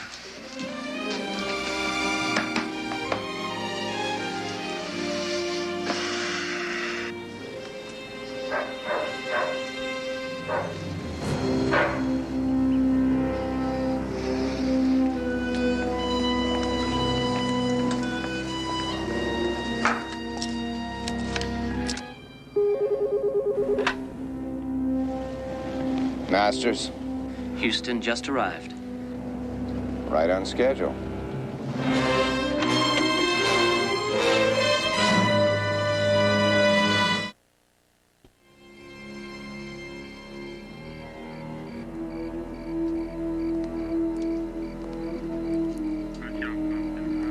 Please, this is important. Can't you wake him up? Anything? The uncle's on the phone, has been for a couple hours. He's calling old friends back in D.C., trying to get a line on you. How much do they know? What you look like, the name you're using, the house on Winchester Street. And they guessed you were government trained. Make sure we know everyone the old man's contacted. They'll have to be eliminated, too. Yes, sir. Well, we have to identify deals in mind control. Yeah. The name we have on him is Truman Masters, but it's probably a phony. Keep the rest. Thanks a lot. My friend is checking. He agrees that it sounds like your specialist is or was probably at some time a shrink. Well, that makes sense. I mean, after what he did to me, taking 30 days out of my life, probably making me kill that girl. He didn't learn that in medical school, which is why I agree he was probably trained by the company. Well, that's why I was trying to get a hold of you. I mean, you're the only one I know that has contacts with the company, and you and Flo were off on a sailboat. I'm sorry about Flo. So am I, boy. At least I was able to give her a lifelong dream. Sail to Tahiti. Never seen her look happier. Oh, yeah, I'd like to get a hold of Nellie Cochran, but she doesn't have a telephone.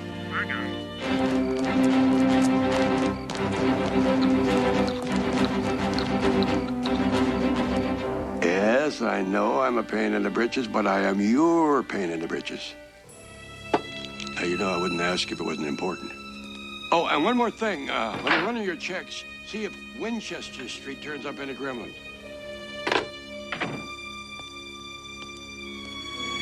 According to what CJ dug up, there are over 75 Winchester Streets. That's just in the major cities around the U.S. What are you doing? Drinking wine. You don't drink that wine, you sip it. I'm thirsty.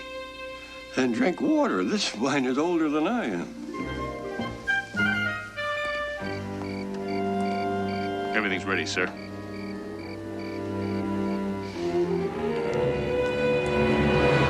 As long as I can remember, you've owned this place. Daddy and I used to visit you every Thanksgiving. Why are you selling? Money. That's what folks usually sell their homes for. You always... Cricket stopped. We're playing in the big leagues now. I suggest... You go out the back door.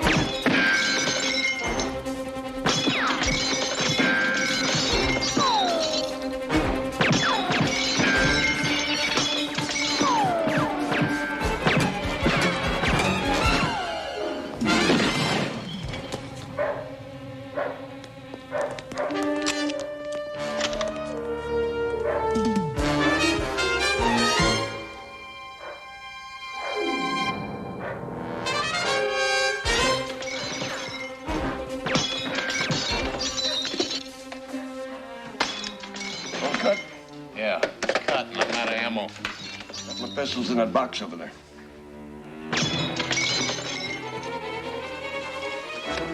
Here.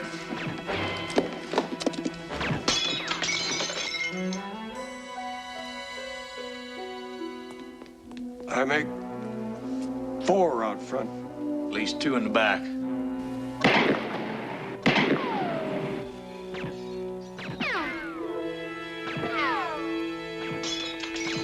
The hell are these? Foreclosures? Past due? You're not selling the house to pay them. Matlock, there's a time and place for everything. Right now, in case you haven't noticed, we're in the middle of a small war. The hell with a small war. Tired of small wars. Tired of my life being turned upside down.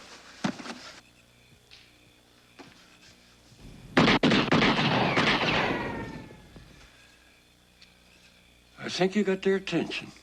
I wonder what they're up to. I know you were never rich.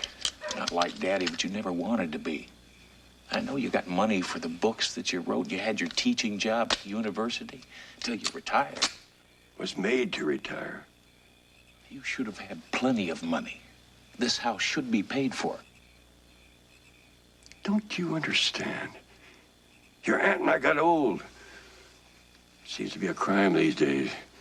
And then Flo compounded the felony by getting sick. 1.5 years in and out of hospitals. Hospitals and doctors, they took it all. Every penny. Why didn't you ask Daddy for help? You could have asked Daddy. You could have asked me. Why should I have to ask for help? This is my country. I fought in 2 wars. We lost our only son in another one. A man likes to stand on his own 2 feet. I believe we know now what they're up to. Better get the hell out of here. Car's in the garage.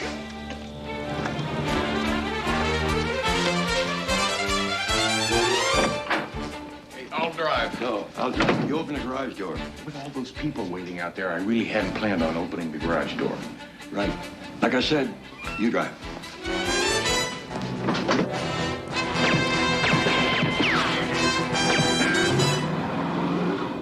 It's not good to race a car that way when it's cold. Think that's not good for it? Watch this.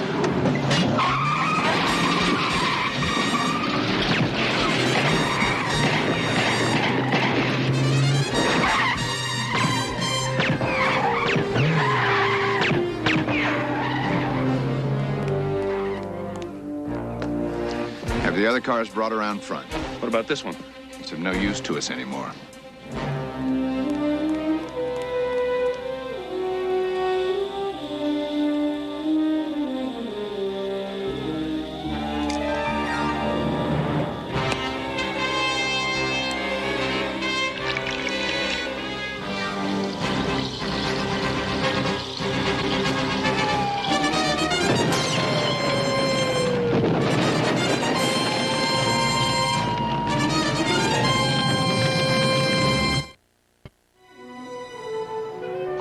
do is find out where Nellie is hiding herself. So far, the friends that I've called all say that if anyone will know who your specialist is, it'll be her. This could be it. It is.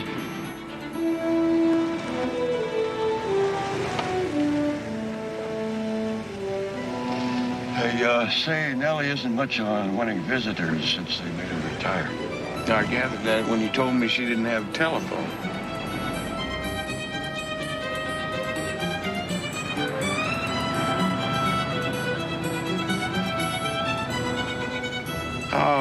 Uncle Roy, the sign there said attack dogs on duty. Kind of had my fill of attack dogs for a while. Oh, that's just Nellie's way of keeping people out. Nellie hates dogs. She's a cat person.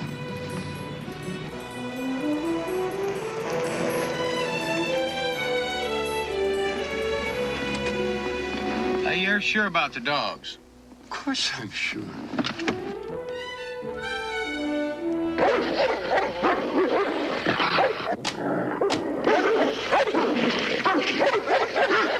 How long's it been since you've seen this lady? Nellie must have been right after the Bay Pigs. It's over 20 years ago, Uncle Roy. Yeah. I guess she kind of got to like dogs since then, huh?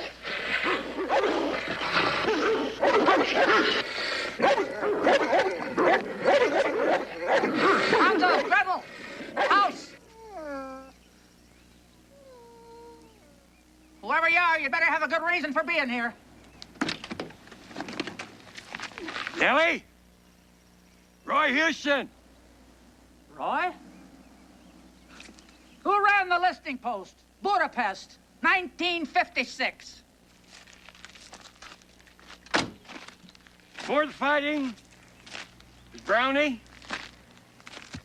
And after he got his foot run over, that ace of spies, Simmy Kurtz, took over. I'll be damned. Roy Houston! Or should I just call you Simmy? No, I left Simmy way behind. That was my last field assignment. I'm sorry about the quiz. My eyes aren't what they used to be. That's why I've got those damn dogs. Sounds like the reunion's a success. Nellie, I want you to meet my nephew. Matt Houston. I may be a crazy, half-blind old lady who lives with a couple of dogs she hates, but I'm not uninformed. Private detective out of Los Angeles. Wanted in 2 murder cases. One in California, one in Texas. Only thing I don't know is why Roy brought you here. Hopefully to help us find the man who framed me. The man we're looking for is a specialist. The kind you used to love to hate. The kind that gets in and plays with people's minds. What do you say to some Tennessee whiskey?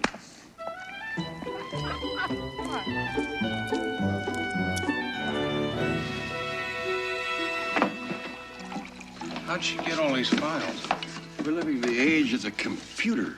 People had less and less use for all this bulky stuff. And Nellie always did like to take home interesting case files. I mean, they must know that she has these. Sure, but think of Nellie as a backup library. And when you've lived and breathed all this for 40 years, as she did, you begin to see patterns, see things that other people don't see. And when you start getting older, and start seeing things other people don't see, they say you're daft or getting senile.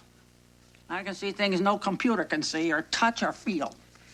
Hell, Nellie, you've always been slightly daft. That's what made you great. Oh. Matt, from what you tell me about what this man did to you, there's only one man I've ever known who could do this sort of thing. They say he was killed in a plane crash in '72, but I know he wasn't. He was just moving on to bigger things. Tell me I'm right, Matlock. Tell me he's still alive. Tell me this is your man. Truman Masters, a new name for the file. He's had a number of them over the years. His real name is Peter Martin Delaney. Army major. Was, and a lot more. IQ was something over 200. Started in the Army as a psychiatrist. He was fascinated by codes and ciphers, specialty mind control. By finding a person's deepest, darkest fears. He said he could make a person believe anything, forget anything, do anything, even kill.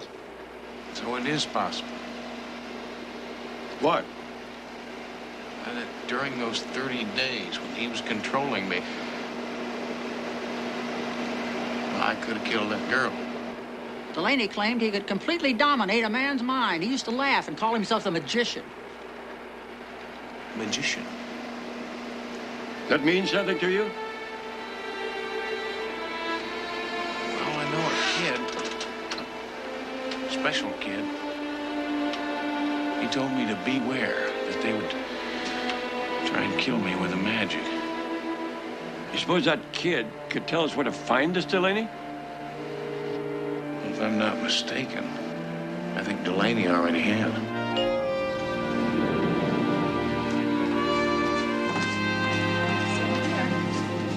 I'm brief, isn't it?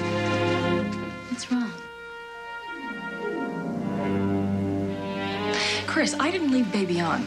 Call security. Security could be a bit of a problem for a man on the run. Houston.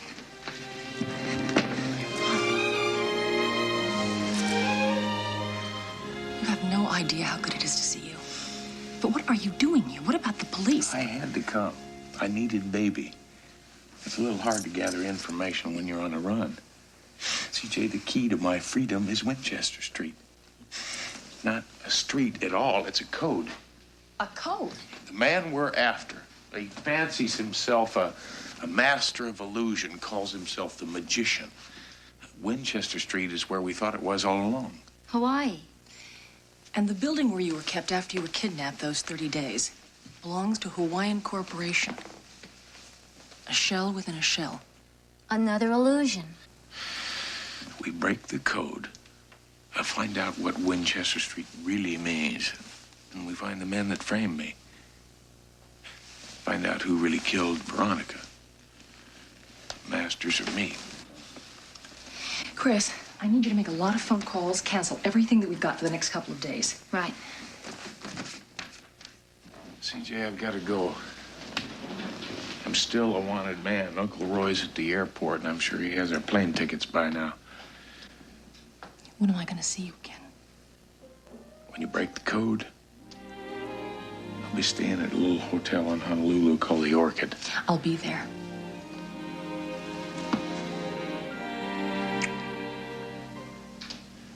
Missed you.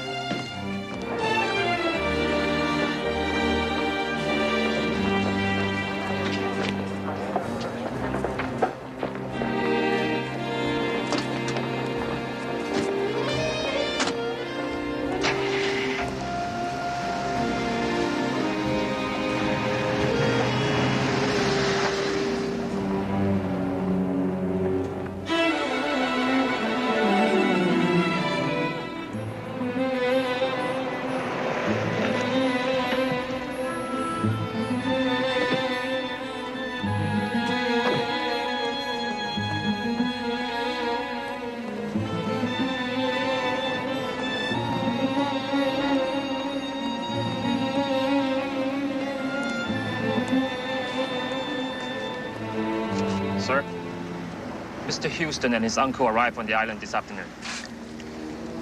He's seen through the magician's trick. I was afraid he would eventually. So the hunter's become the hunted, huh? When this is over, we'll have to relocate. Should we go and get him? No, no, no. We'll wait for him. Mr. Houston's still the wanted man. He'll come to us. We just have to be ready for him when he does.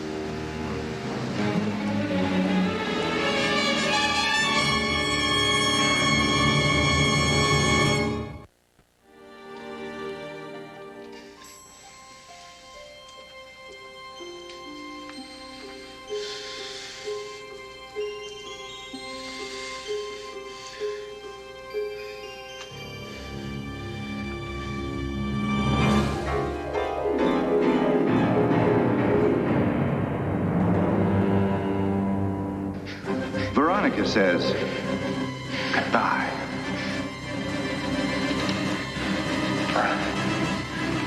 I don't know, Veronica. God's sake, no!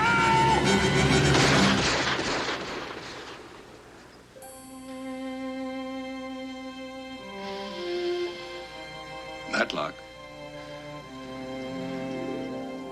We've got company. I warn you, I brought some friends along. At least they insisted on coming.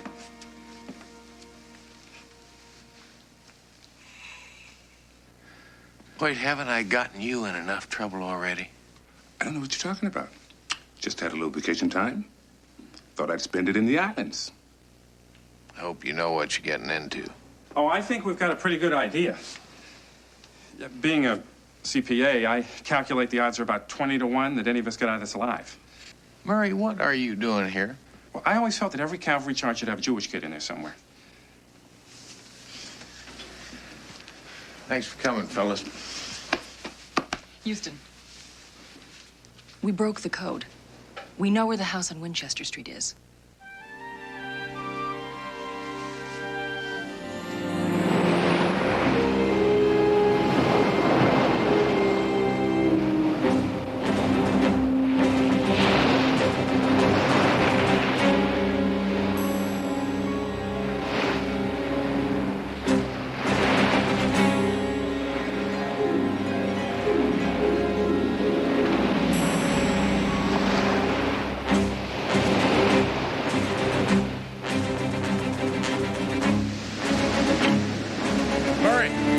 Right here, big guy. We make 2 guards in the back. This cliff is probably mine. I see 4 more in front. 2 by the gate and 2 in front of the house. Houston, did you get that? Yeah, it's a total of 6.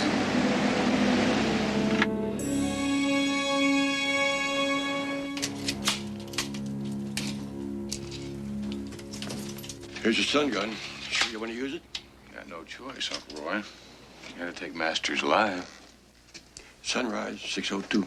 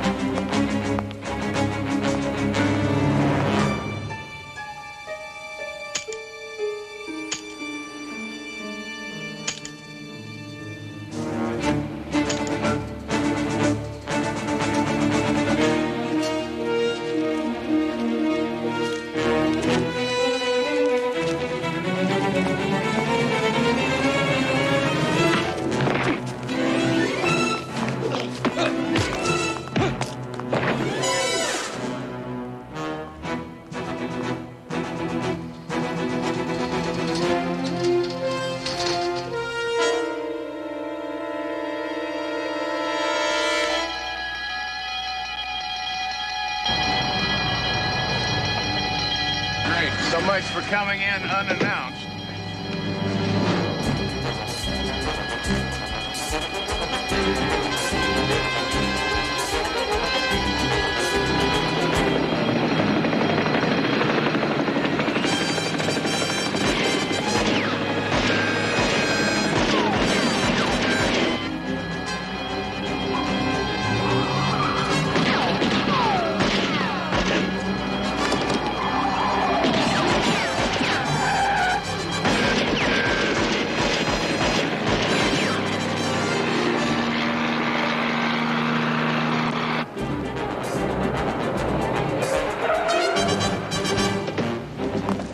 I want Masters alive. Stun gun.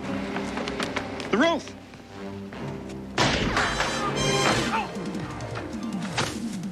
Thank you. We're covered.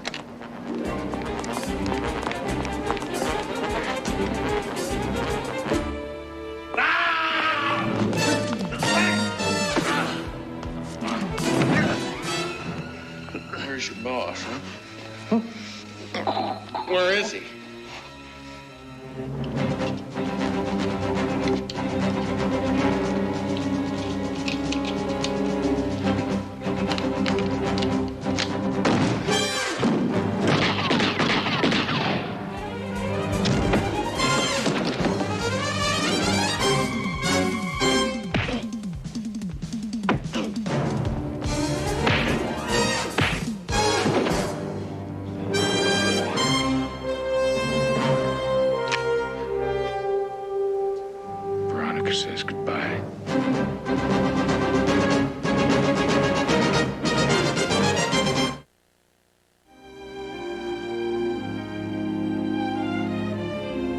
They're still carting away tapes and files. I've already found the files that clear you. And Masters has confessed to everything, including murdering that poor girl in the motel. You are a free man again. Free, huh? That's a big word in a world that lets a man like Masters run around, isn't it? You won't be running around anymore. Why don't you come back to Los Angeles with me? I was wondering if you were ever going to ask. I mean, we've made a pretty good team together. I'd be ashamed to split it up. You could even help me with a case every now and then. You're all the family I got left, Uncle Roy. I need you. I know, boy. I need you, too.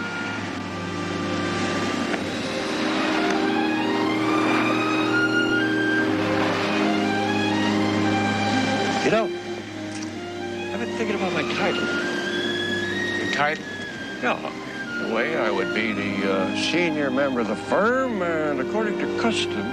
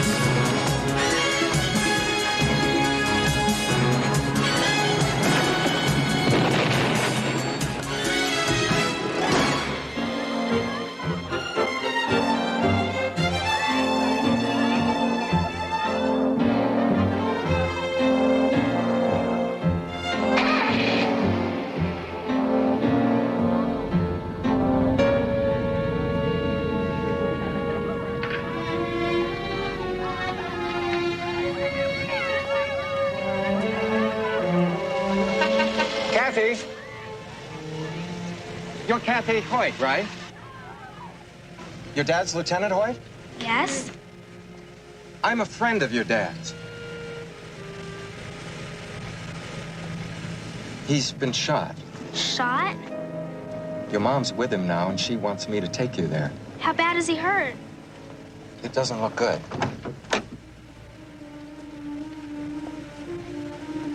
My mom always said I should wait for her if something should happen. Listen, I know exactly what you mean, and you're right. You should never get into a car with a stranger. But as you can see, I'm a policeman. Honey, your dad may be dying. Dying? He's asked to see you.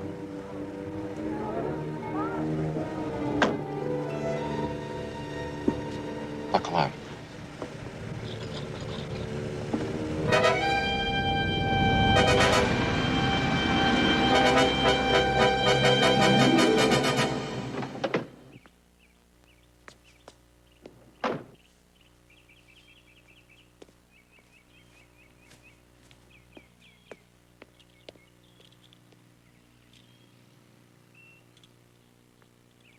I am home, and I picked up the cleaning. Ba-ba-be-da-dee-da. Ba-ba. And, Kathy? Kathy's not here. Where is she? Today was the club luncheon. I didn't get home till half an hour ago. Where's Kathy? I brought the tuna casserole. I had to wait until the dishes were clean. Come on. She's not here. I called the school. I called her friends. Honey, one of them saw her getting into somebody's car. Oh, no. Oh, God. Oh, my God. Unit Zone 3, stand by. 3X26, go ahead.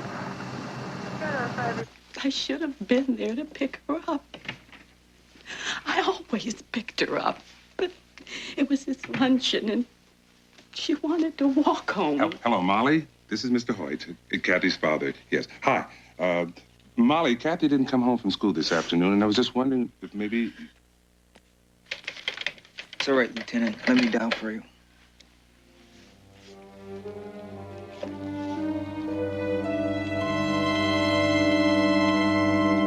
We don't know that she's the third in a row. Billy, for crying out, what do you want the guy to do? Take an ad out in the newspaper? 3 kids picked off at schools letting out in the last 10 days. All from what we know, basically the same M.O. There's been no bodies. So far, no bodies. Yet.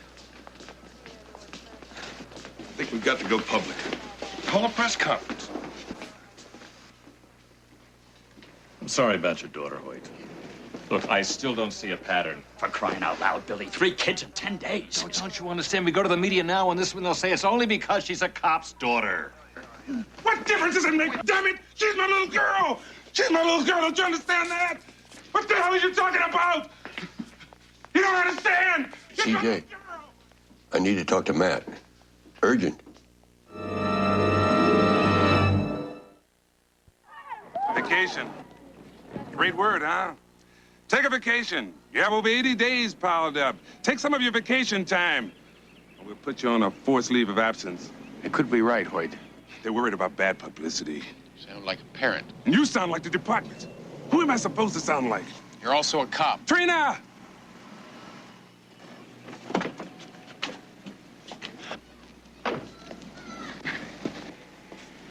How's his wife? Not well, Houston. She thinks it's her fault. The doctor said she's heading right for a nervous breakdown. Oh, well, he's not far behind.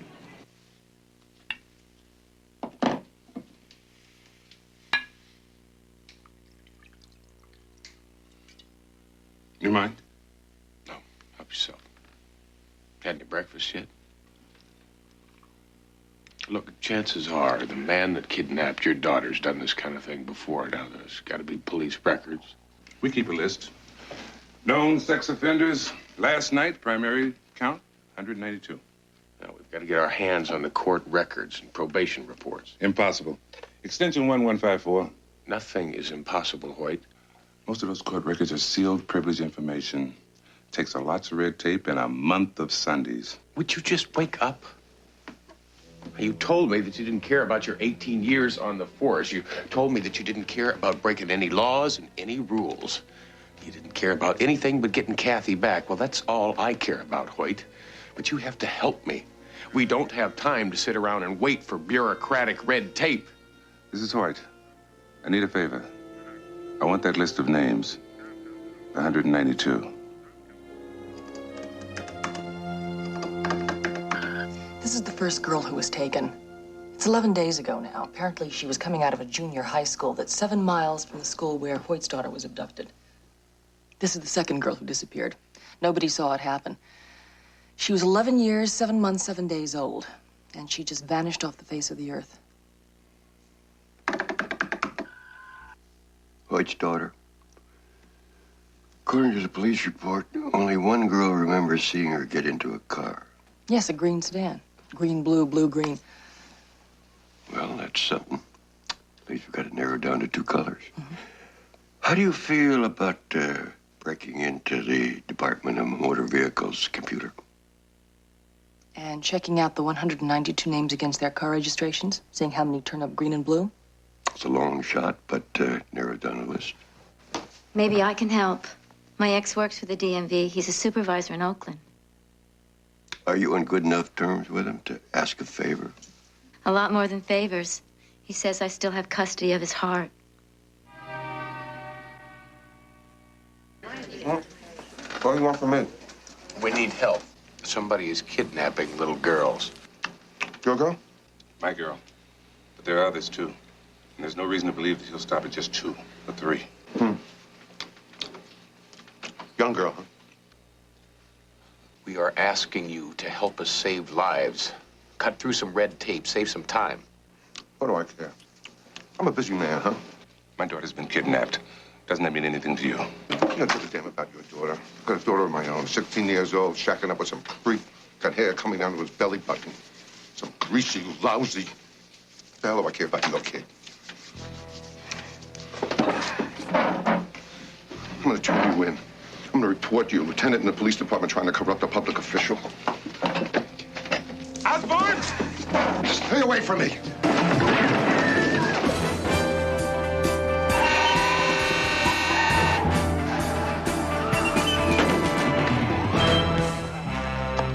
All right, into the line, friend. We'll get away with this. Watch this.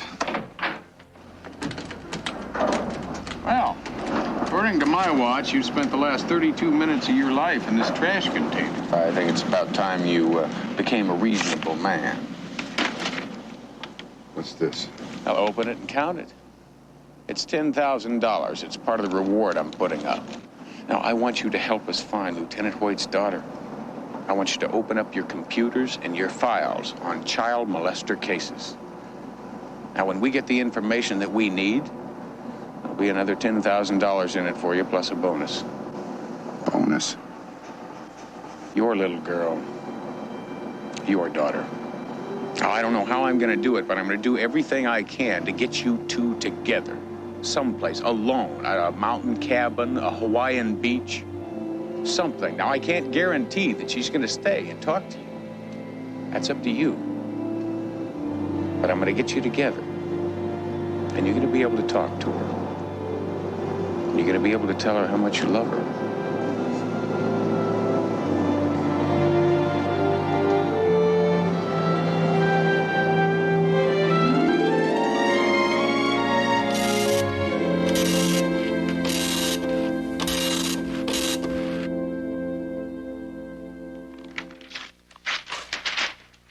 Even Baby seems to be working harder.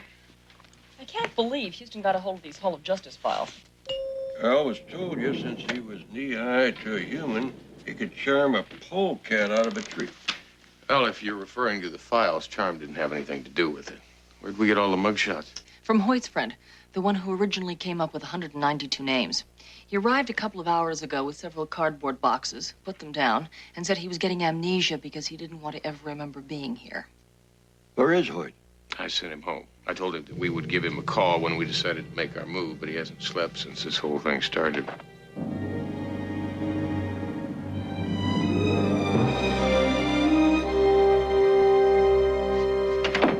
Lieutenant.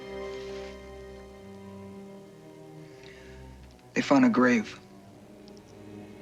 Kathy's? I don't know, sir.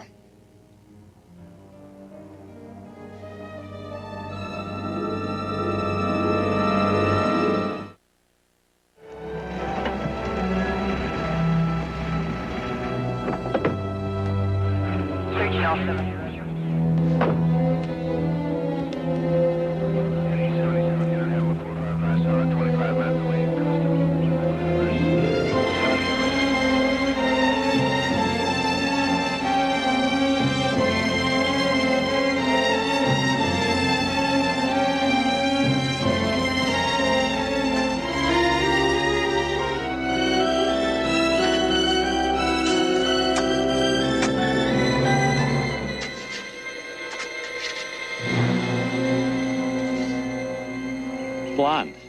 It's the blonde one.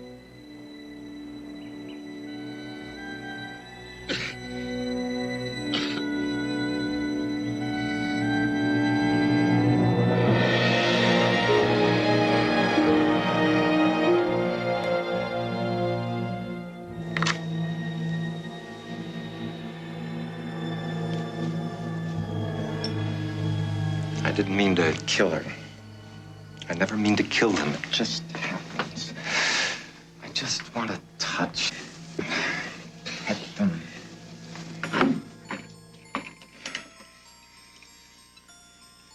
Now, you want me to turn myself into the police? I'm not going to do that. It's not fair. I didn't mean to hurt them. It's not fair, though. Now, put me away again. You don't know what that's like. You never had to stay there. You can come and go. They make me do things there.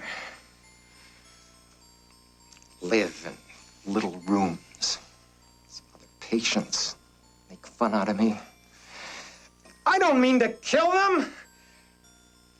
It's not fair. I'm not gonna go back. Now, you said I was cured. It was because of you that they let me out. Now, you want to have me call the police and have them put me away again? I'm never going to let anybody lock me up again. Never. It's not fair. Never, never, never. And you can't make me.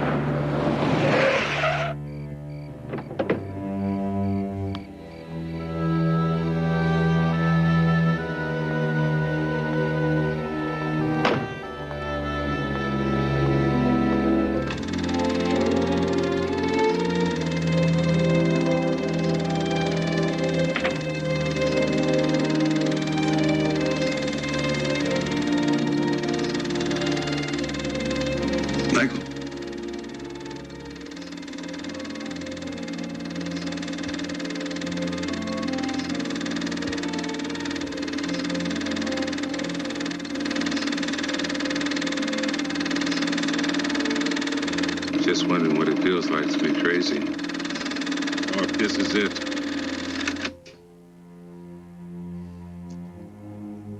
I saw them when they pulled that little girl out. I saw that it wasn't my daughter, and I almost laughed. The little girl was dead, and I was happy. It wasn't Kathy. But it was someone's daughter. She was a human being. Roy, who's the monster? Who's the madman? The man who takes and kills little children? Or a man who's been a policeman for 18 years and supposed to protect little children? Michael, you're something so much more important than a policeman. You're a father. Right now, you're awfully frightened. I know I've been there. I lost my boy in Vietnam. Missing in action. Some nights I'd wake up in the middle of the night. I'd think of him still as 9 years old. We'd be going on a fishing trip, on a ball game. Don't ever feel ashamed of being happy because it wasn't Kathy. It's a normal reaction. Now, come on. That says we're about ready.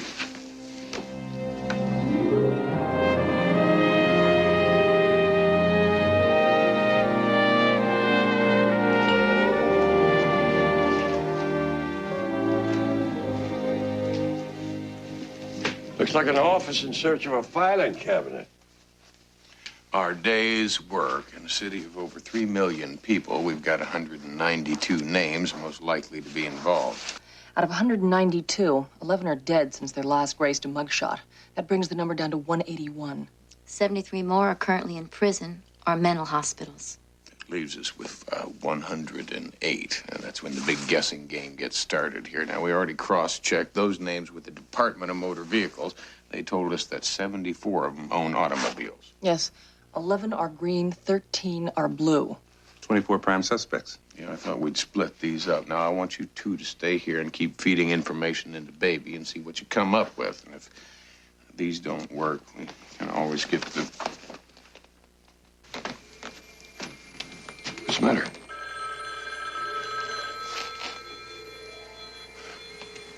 Don't bother. I know who it is.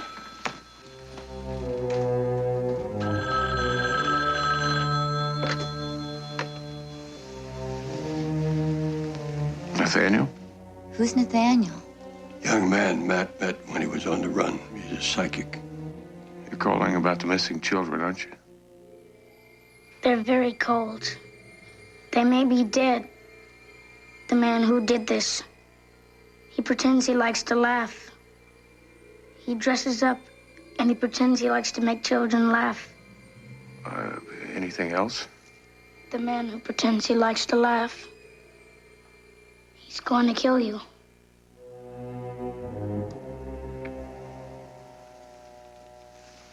Houston, what did he say? He said the man we're after likes to pretend to laugh. Likes to dress up and pretend to make children laugh. Like a clown.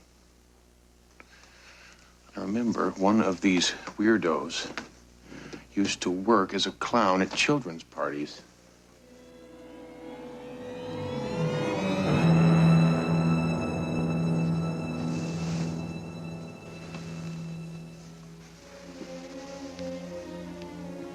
This is him. Address? Just his doctor's.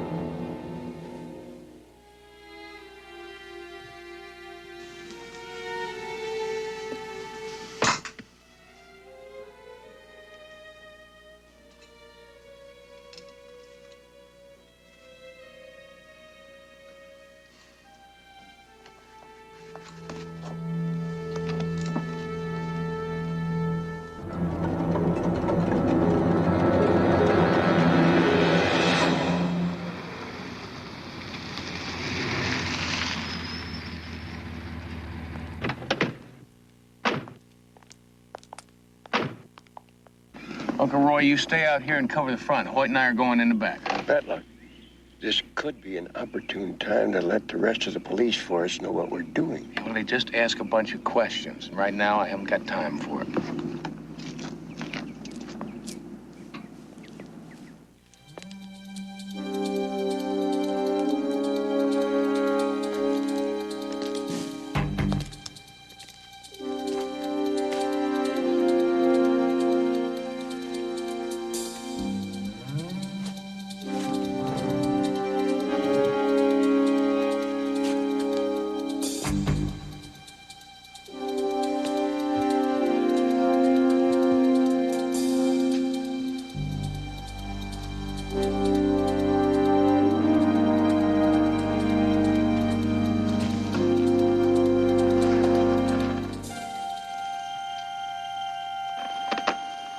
Kathy's.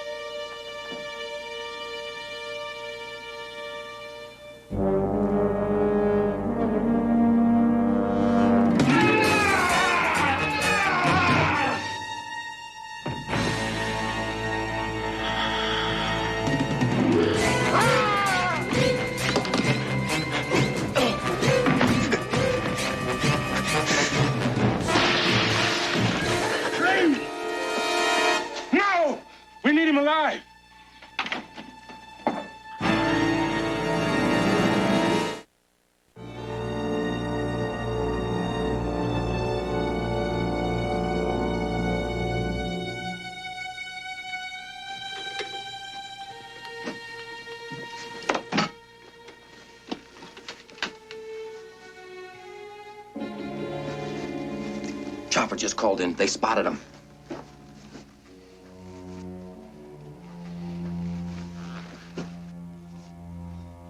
Got a pulse.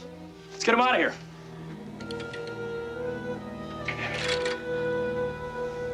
What are his chances? He's still leaking a lot of blood. He's my nephew. He's a lucky man. That knife couldn't have missed his heart by more than a quarter inch.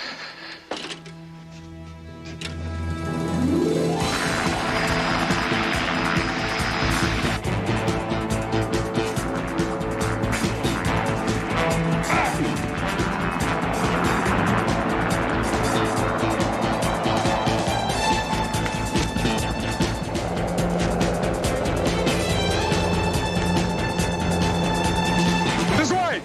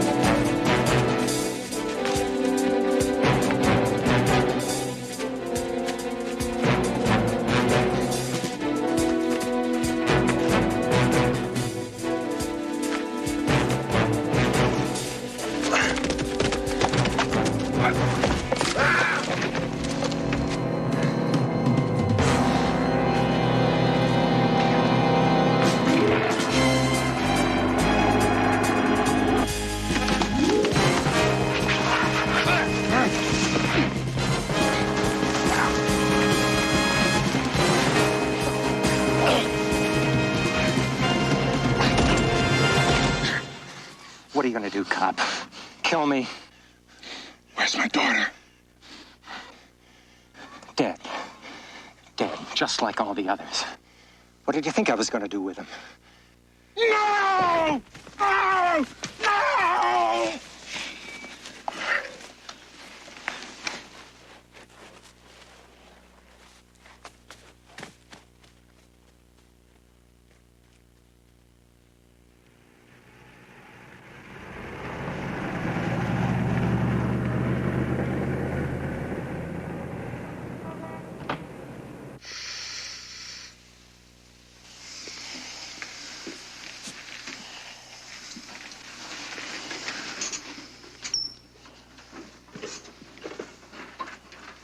If he stays in bed for another week, there should be no problem. But if he goes jogging or takes rumba lessons, he will bleed to death before he gets off the dance floor. I'll see you stays put.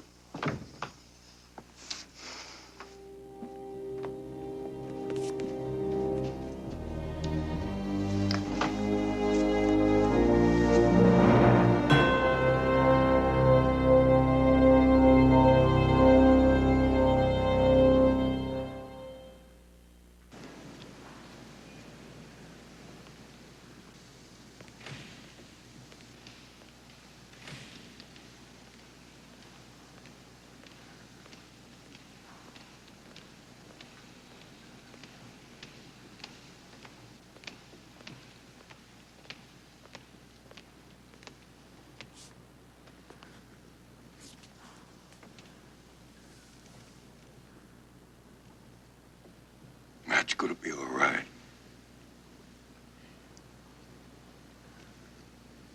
I'm sorry about your little girl.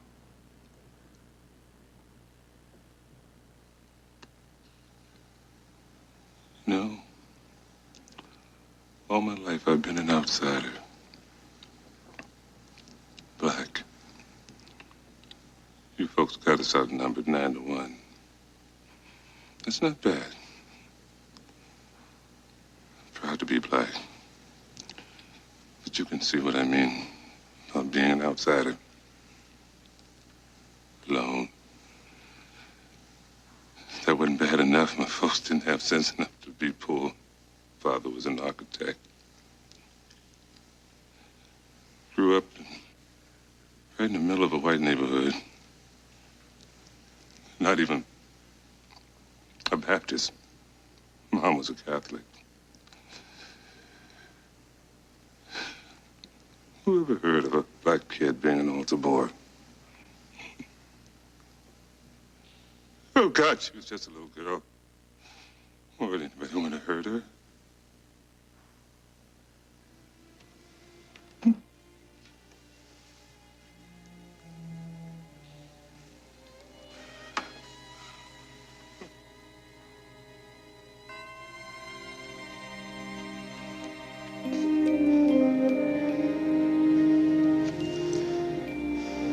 Hi, boss. Howdy. How's Hoyt? He's not doing too well. His wife is still under sedation. What about the guy we caught? Well, he admitted everything, including killing the little girls. Although he won't say where he's hidden the bodies. He's done it before, Houston. About 5 years ago, he killed 6 children. And up until a couple of months ago, he was in a mental hospital. Escaped? No, he was released. They said he was cured. It gets worse. Apparently, he comes from a very wealthy family, and they've hired a couple of heavyweight lawyers who say that his confessions mean absolutely nothing, and that you and Hoyt have violated his civil rights by tracking him down. It's batting around the courthouse. 50-50 that he'll never stand trial. That he'll go back to the hospital for a couple of years. Hoyt was right. Who's crazy? We try to stop a man from killing more children, and they let him go because we violated his civil rights.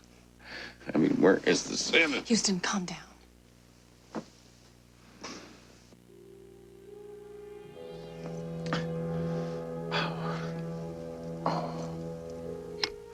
Nurse, Mr. Houston is bleeding again. Could you please send in a doctor right away? You gotta get a hold of Uncle Roy.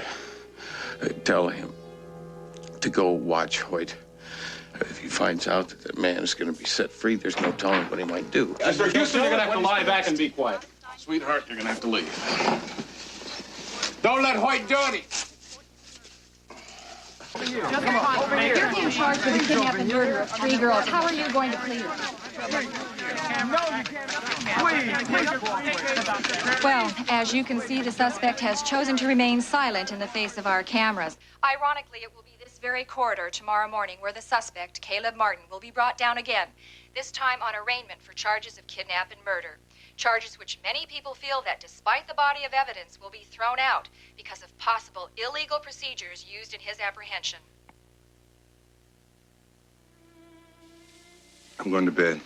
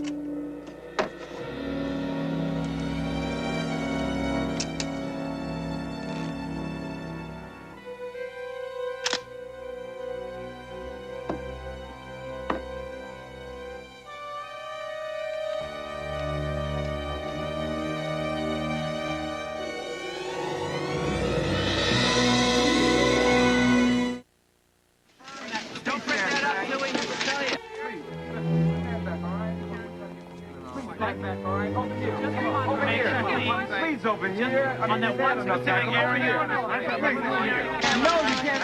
Please. Please. This place is a small area. Try to cooperate with you. Please. Thank you. Get in closer. Would you please over here, please? Just confirm that. No! Here.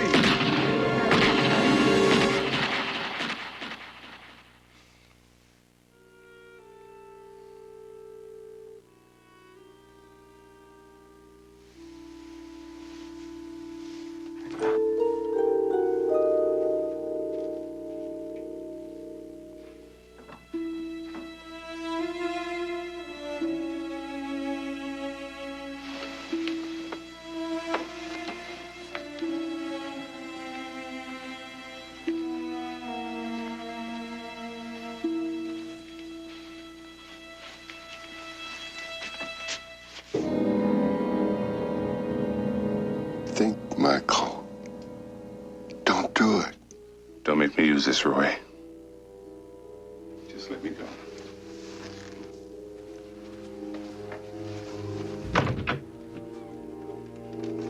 Keys. Car keys. Michael.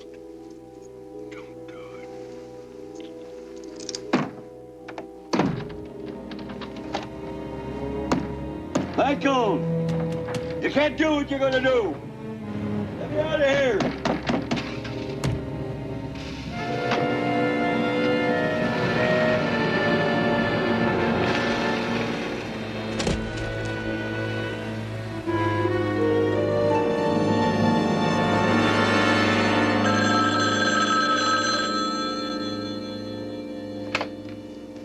Yeah, Matlock. It's me. He got the drop on me. Hoyt got away. I gotta stop him. He'll listen to me. Call the police. You can't do that. If the police get there first, it'll ruin his career, and that's about all he's got right now.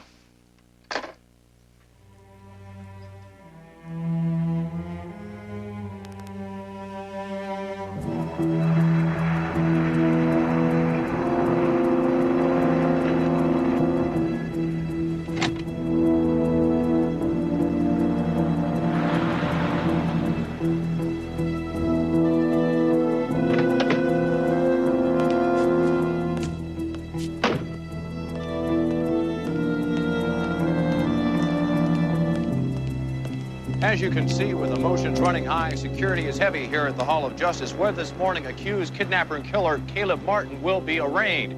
Now, everybody, including people inside the Hall of Justice, must pass through a metal detector.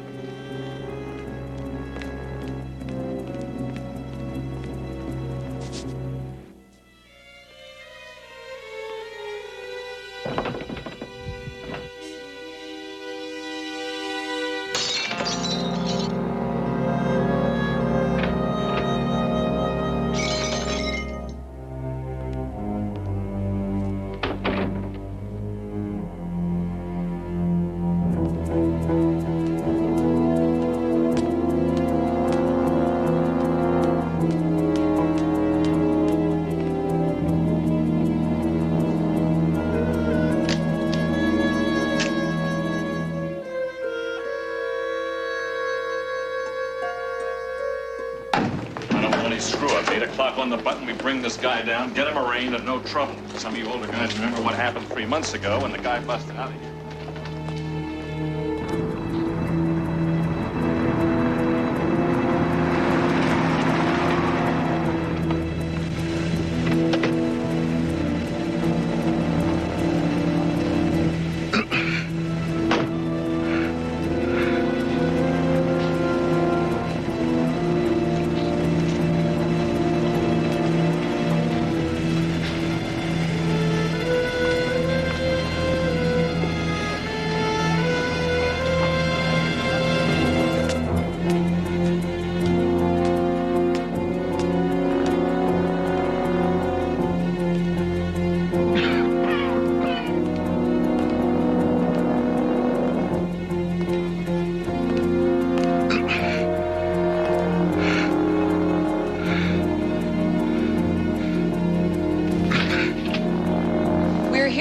At the Hall of Justice, where Caleb Martin, accused kidnapper and killer of 3 young girls, will be arraigned in just a few minutes. Though he has confessed to the killings, Mr. Martin steadfastly refuses to discuss the disposition of the bodies. His attorneys and police officials also have refused to comment on this volatile case. However, this reporter has learned that just 5 years ago, Caleb Martin was convicted of killing 6 children. At that time, a judge ruled that Mr. Martin was criminally insane and remanded him to the custody of the state mental hospital.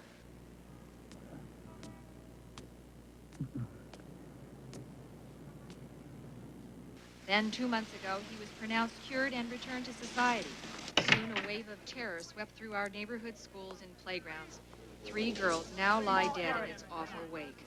Yet, legal experts have indicated that due to illegal procedures used in his apprehension, there is a good chance that Caleb Martin will once again be free to roam the streets of our city. Parents everywhere are outraged. This is Janet Oshima reporting live from the Hall of Justice. You shouldn't be here. had to be here. You're bleeding. Not as badly as you are. You're not going to stop me. And he'll make a clean sweep. Kathy gone and you in prison. What's your wife gonna do, huh? He kidnapped and murdered my little girl. Now the chances are he's gonna get off. You devoted your whole life to the law, to making this world a better place. A better place for the children to grow up. You remember the day that your little girl became a Girl Scout? And she wrote that paper about the greatest man on earth, Hoyt. That was you. She was so proud of her daddy because he was a policeman. She knew that people called policemen bad names. People would spit on them. But she was proud of you. She was very proud. Because she knew you were fighting for her ideals.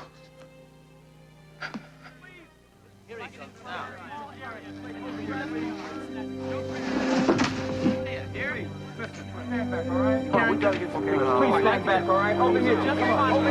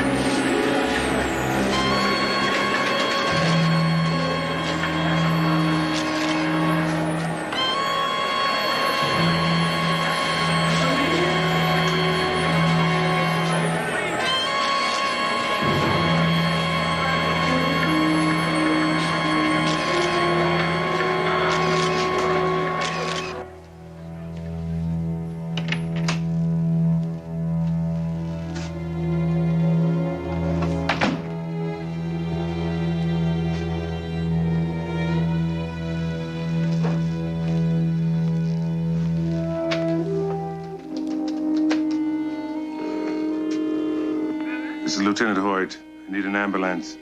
I'm in 310.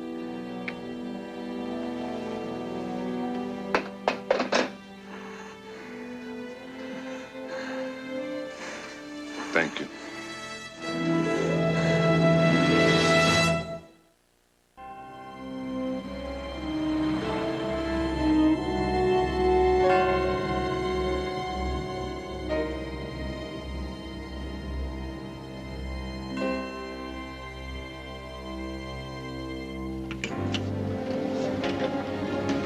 Mommy! Daddy! Kathy!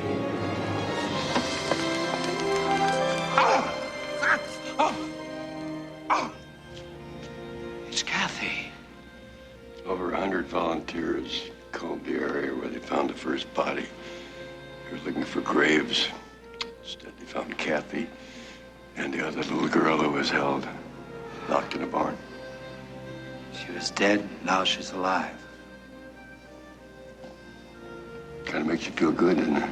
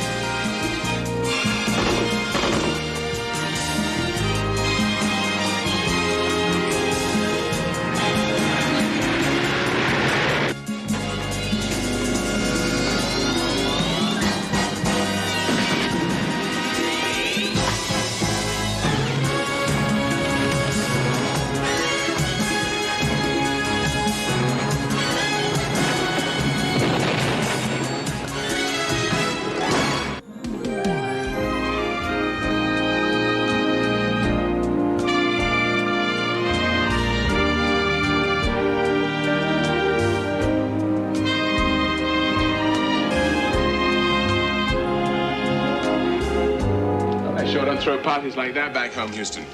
Make me feel like a visiting dignitary. Well, that you are. We had to do something to celebrate your 6-week anniversary here in Los Angeles. To at least 6 more, I hope.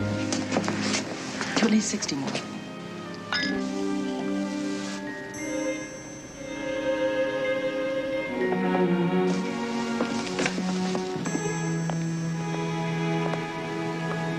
You think they're serious? Well, if I don't miss my guess, we'll probably be hearing wedding bells. Robert, I am so excited about tomorrow. The most famous recluse since Howard Hughes. I mean, he's turned down Barbara Walters, Dan Rather, but he's agreed to talk to you. I've got more important things on my mind. More important than preparing for an interview with Richard Daniels. Daniels doesn't give interviews to just anybody.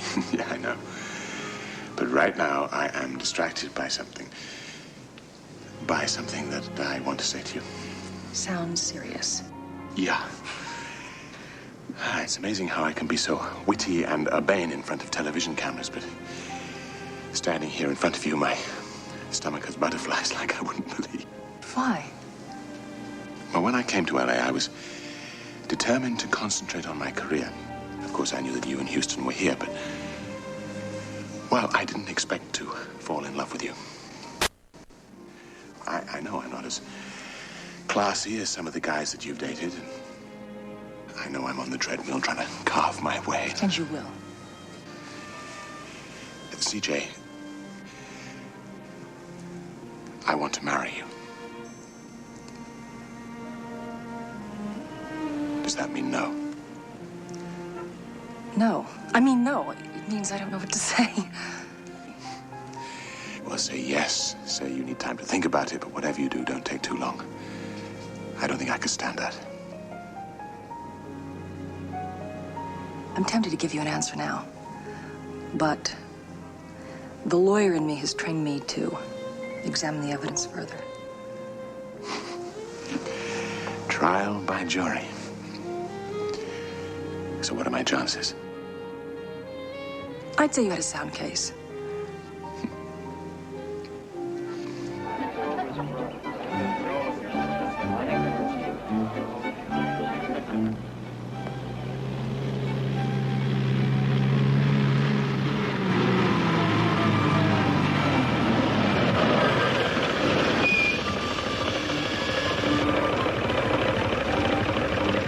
Yeah, we've got the birthday cake.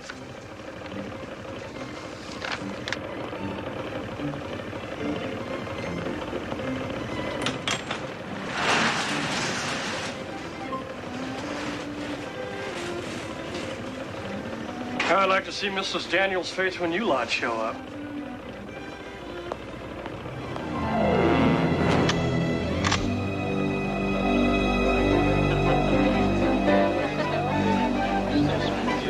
Excuse me, Mr. Tyler. We're ready for you up at the house. I'll be right there. Thanks, Eddie. Sorry. Well, a reporter's life is full of interruptions. We better hurry. I'd hate to be demoted to weatherman.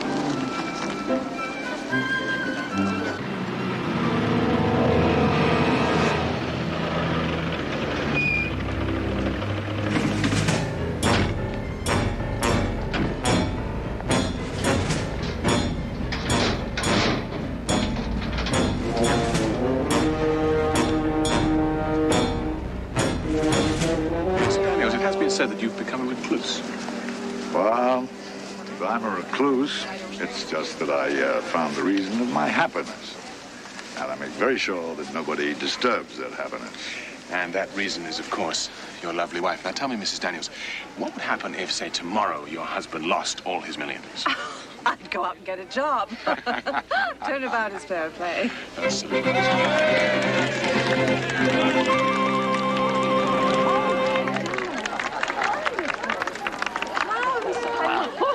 Clouds. Well, thank you.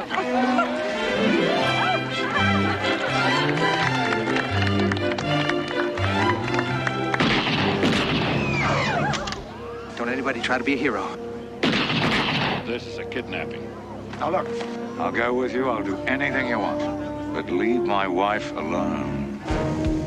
Turn that thing off! No, no!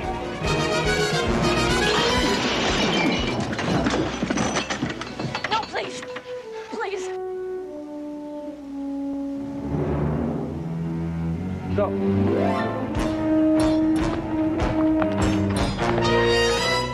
We'll call with instructions. CJ, call the police. Eddie, is that live? Are we on? We're on. This is Robert Tyler, live from the scene of the kidnap of Barbara Daniels.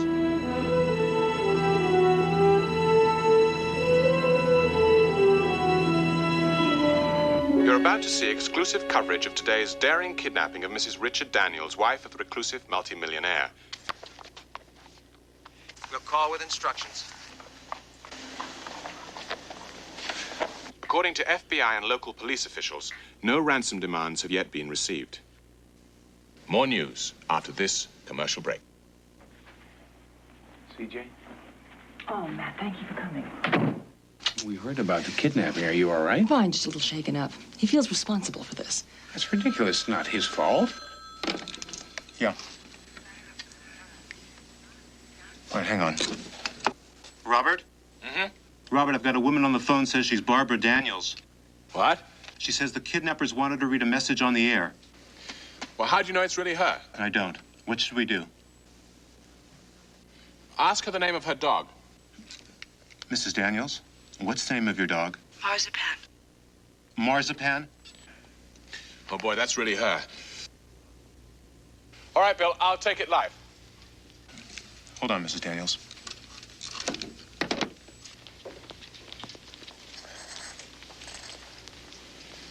During the commercial break, there has been a further development in the Barbara Daniels kidnapping case. On the line right now is a lady who claims to be and who we believe is Barbara Daniels herself. Mrs. Daniels, are you there? Yes. Are you all right? Yes. I have to read a statement. It's from the kidnappers. We want to set up a meeting to discuss the ransom. We want Robert Tyler to be our go-between. The kidnappers want me to be the go-between. Yes. It goes on to say, we'll call you at your home at dawn tomorrow, Tyler. No police, no FBI, no interference of any kind, or we'll kill her. Please tell my husband that I love him. Mrs. Daniels? Mrs. Daniels? I don't like this. Go to commercial. Go to commercial.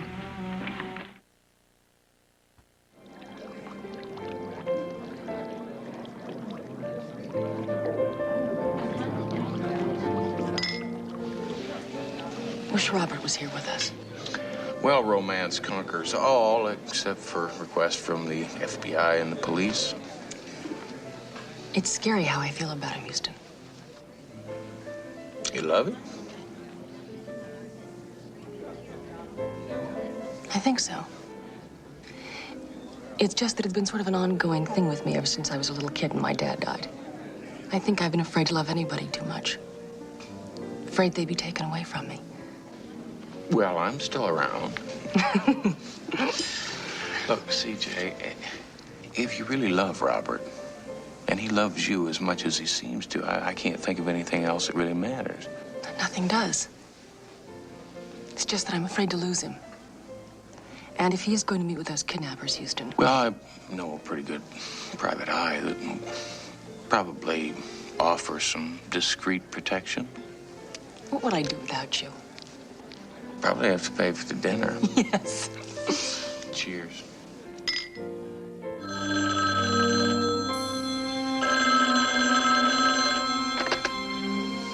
Tyler.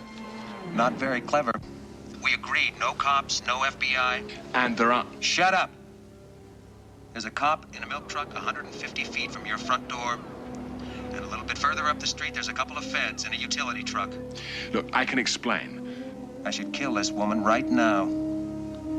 But I won't. As long as the feds and that milk wagon are out of there in 20 seconds.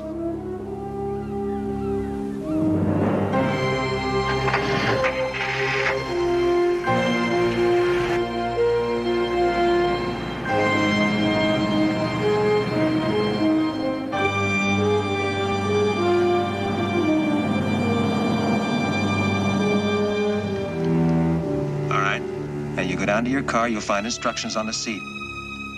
If you're followed, she's dead.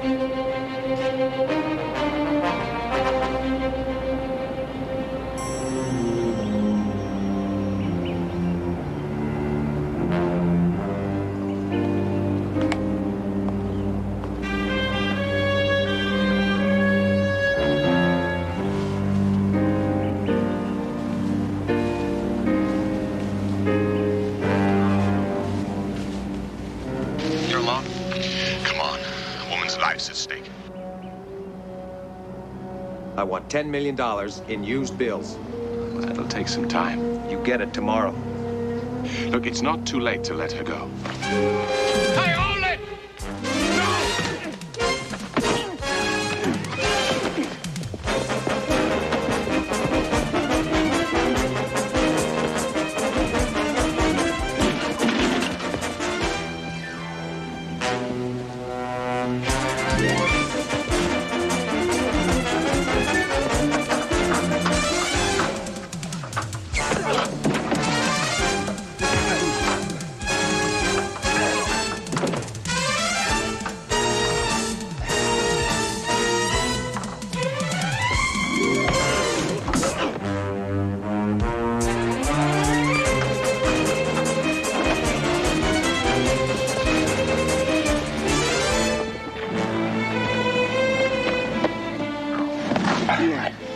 I think so. Thank you. You saved my life. Hell, the kidnapper got away. That could cost Barbara Daniels her life.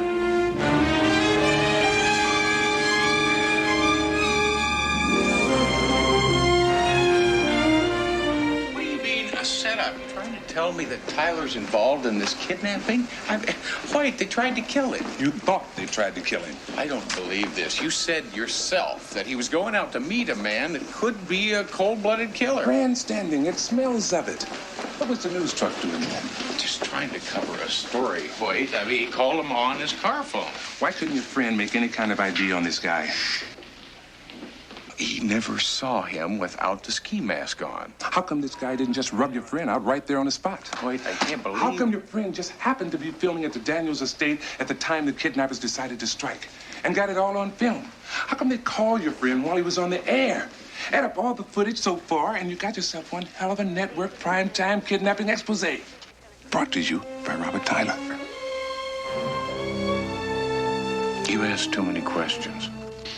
I have to make up for the fact that just because CJ's in love with this guy, you're not asking any.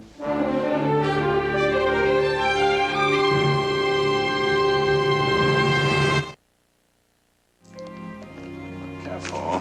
I could get quite used to this. Somebody has to take care of you. Oh, yes, after this morning's near fiasco. It does seem as though Houston and you have done nothing but get me out of scrapes ever since college. But from now on, I'm going to have to handle this one on my own. I am worried about you. Well, don't worry. When I became a newscaster, I made a promise to myself that I'd go after every story to the end, no matter what. Determination never was your weak point. I think that's why I like you. Uh-huh. Does that mean a verdict is due soon? Soon. Good. Good, because I don't want to go to New York without you. Yes, a network job has opened up, and, well, I think I've got a pretty good shot. I think you've got a great shot at it. If those New York network moguls don't like you, they're crazy.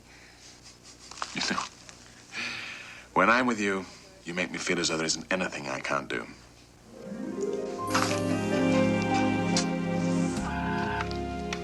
Still at it, huh?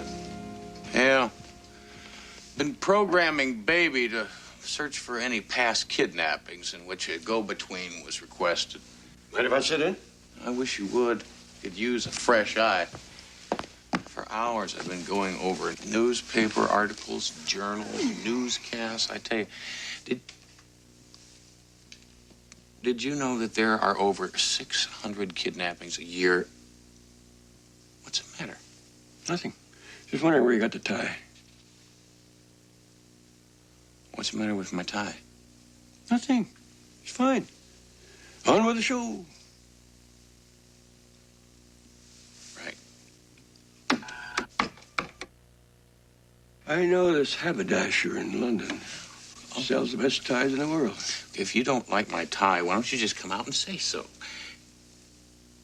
I can't believe it. Wait a minute. This man, it's the same man I saw in the park. That's Barbara Daniels' kidnapper. How well do you know Robert Tyler? Take a look at the byline on the story. By Robert Tyler. You suppose that Hoyt's suspicions about Robert Might be right. Hi, guys. What are you two talking about? Oh, we were just trying to decide which was the best golf course in Los Angeles. I've had an urge to play ever since I got here. Oh, the country club. Houston could have told you that. Houston, have you seen that file, the Stewart file that Oh, never mind. I've got it. CJ, I'm concerned about Robert. Join the crowd. Now, what I mean is... No, I know what you mean. Houston, I'm trying to let him let the police handle it, but he feels responsible. I gotta go. Bye.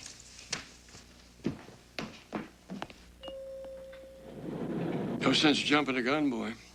There is such a thing as a coincidence.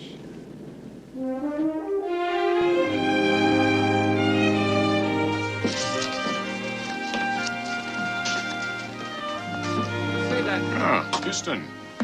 You got a minute? Sure. Thanks, Tony. Why the serious look? I've been looking into the kidnapping, Robert. Found something a little peculiar. Newspaper article from 10 years ago. Woman in Bluefield, Pennsylvania was kidnapped. Her husband's name is George Davis. So? The kidnapper you met in the park yesterday was George Davis. His wife is kidnapped, and then 10 years later, he becomes a kidnapper. Doesn't make any sense. I was hoping, Robert, that you could help me make a little sense of all this. Oh, sure. But what can I do to help? That was your byline on that story 10 years ago. What? My byline? Oh, yes. Ah, George Davis. Oh, I remember. My word, that was a long time ago. Well, it seems a bit odd that you'd forget something like that. I mean, after all, that story's what got you your first anchor job in Philadelphia 2 months later. Houston, our friendship goes back a long way. If I didn't know you better, I'd think you were accusing me of something. I'm not accusing you of anything. Well, I hope you're not suggesting I had anything to do with this. I'm not. But it is a bit confusing. Yeah. Well, I'm sorry. Guess I'm under a lot of pressure with this, and with CJ, and... I understand. You talked to the police? Not yet. I want to talk to you first, see what you remembered. Well, I'm afraid it's all a little fuzzy. Look, let me think about it. Right now, I'm going to be on stage. Now, Robert, for everybody's sake, don't keep me waiting too long, huh? I'll be in my office.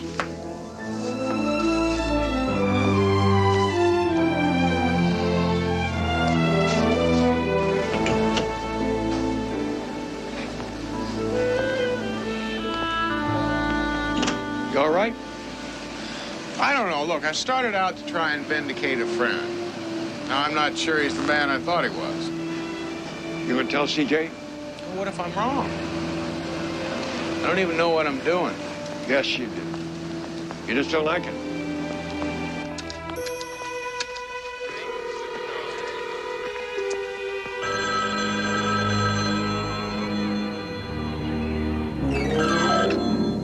Yeah, Houston's figured out who you are.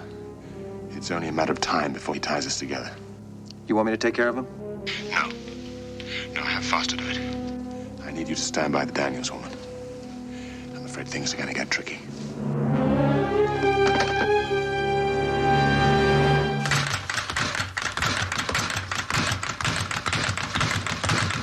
Houston! Houston! You told me to tell you when an hour was up. Thank you, Chris.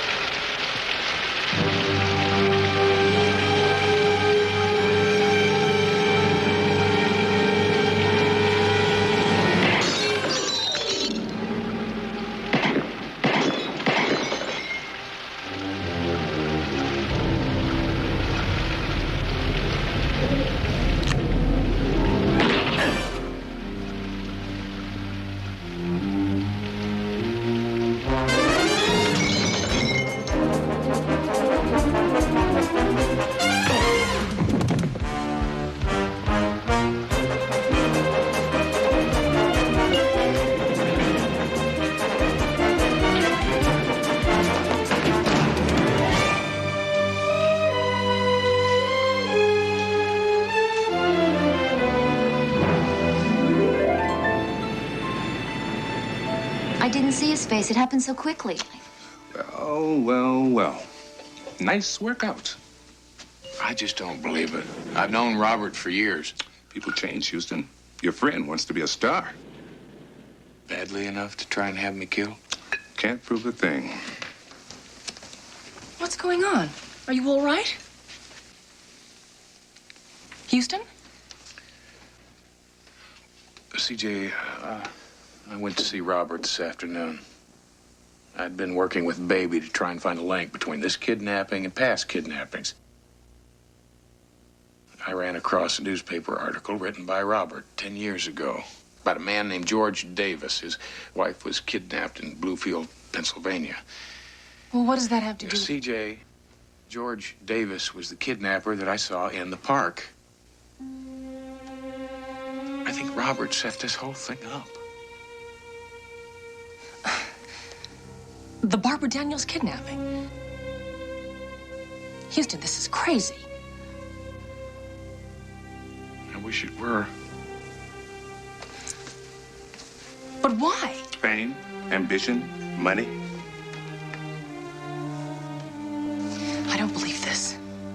We think he sent someone over here to kill Houston because Houston was getting too close. You think? Houston, why are you doing this?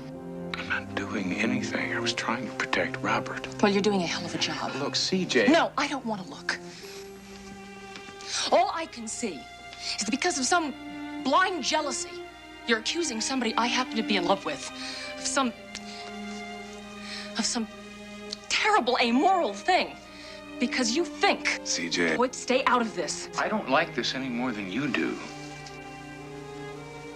Why do I find that so hard to believe, Houston? I thought I knew you. I thought you were my best friend. I am your friend.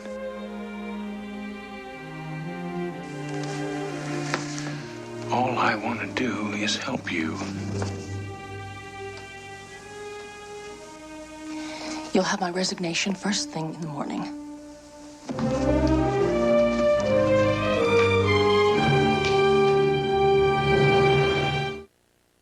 Foster bungled it. If we don't move fast, we're blown. We'll try again. No. No. I have a plan. Should we move her to the house? Yes.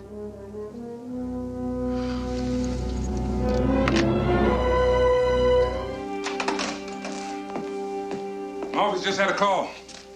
Anonymous call. Someone's located the house where the kidnappers are keeping Barbara Daniels. A couple of units already got it surrounded. Let's go. Ah, CJ. Robert, I need to talk to you. No, darling, I'm working. Look, Robert. They've got the kidnappers surrounded in a house. Robert. Somebody tried to kill Houston today. He thinks you set it up. What? He also thinks you set up the kidnapping. He convinced Lieutenant Hoyt. Oh, come on now. You don't believe that. Robert, we're nearly ready. Your car's around the corner. Thank you. I don't know what to believe. He's been my friend all my life, Robert. I've always trusted him. Is he all right? Do you care? Of course I care. He's my friend, too, you know. Tyler! Look, I know you and Houston have been friends for a long time, and I've sort of come in the way. I'm sorry. I need to hear this. Are you involved with this kidnapping? Robert! Okay. No. Come on. I'll show you just how wrong our friend Houston really is.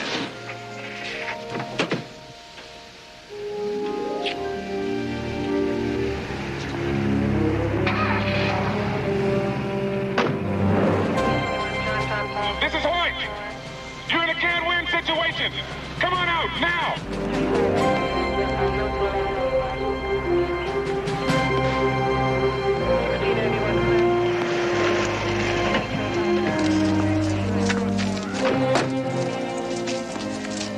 This is Robert Tyler, KPRW TV News, live from the house where Mrs. Richard Daniels is being held hostage at gunpoint.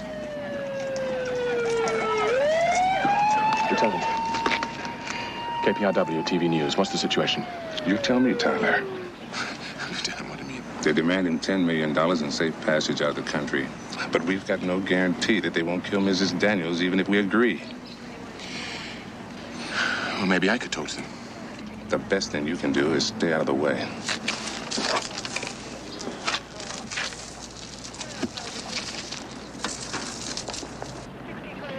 Looks like the curtain just went up on Act 3, huh?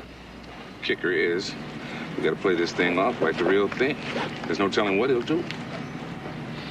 Kidnappers. You in there. This is Robert Tyler.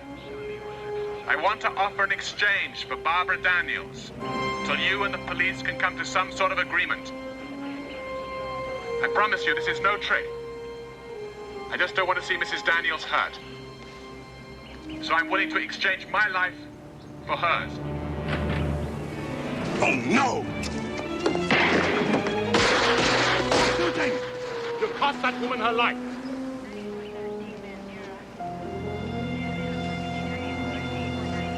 She's coming out.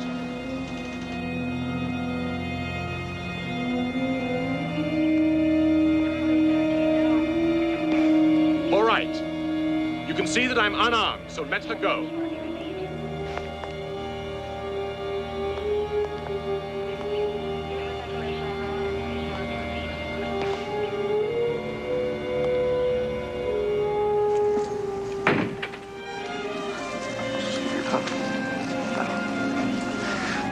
He set this whole thing up.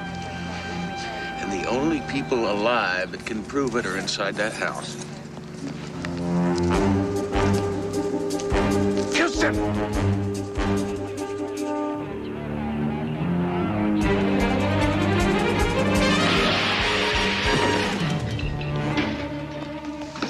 All right, loose a gun. Game's up, Tyler. Take your friend George outside here and let him tell the world what a fraud you really are. I don't think so.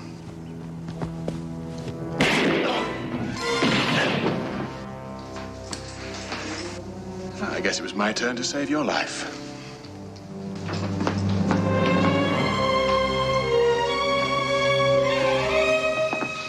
See you on the news, pal.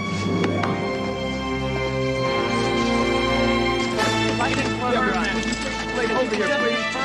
Don't bring that up until we tell you. Here.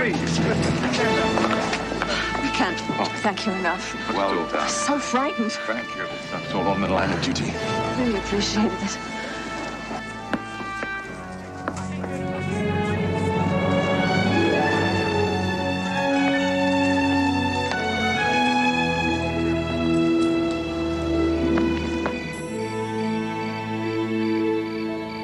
Kidnappers killed, Barbara Daniels safe in the arms of her husband once more. Just like a children's fable with a happy ending. This is Robert Tyler, KPRW News. And now let's take a look at the weather. High clouds, variable in the morning and increasing by afternoon, otherwise fair.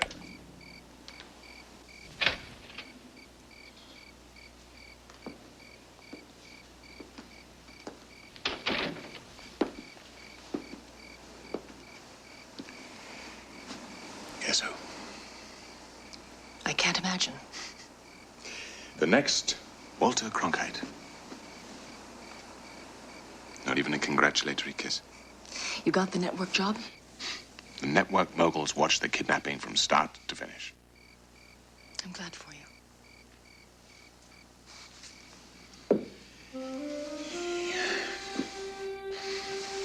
What's wrong? I was thinking about Houston. I was wondering what he must be feeling about me right now. And you. I don't blame you for believing him.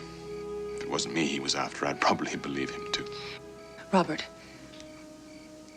where does that leave us? It leaves us with the fact that I love you. And I've asked you to marry me. And you still haven't said yes or no. CJ, don't you believe that I love you?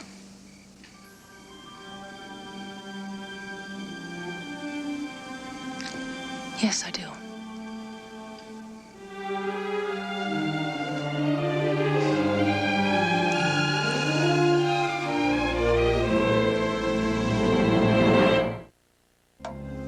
I can't believe it.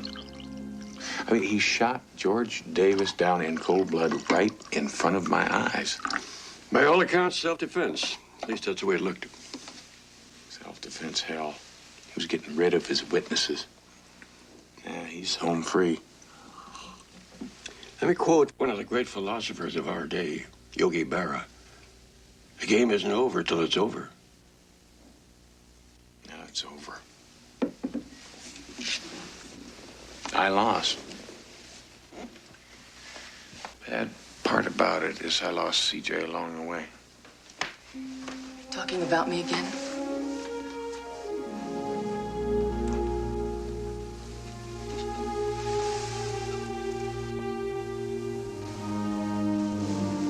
You're back. Sometimes the truth is very difficult to accept. You know, I really didn't mean to hurt you. I know. I should never have doubted that. But it doesn't make it hurt any less, Houston.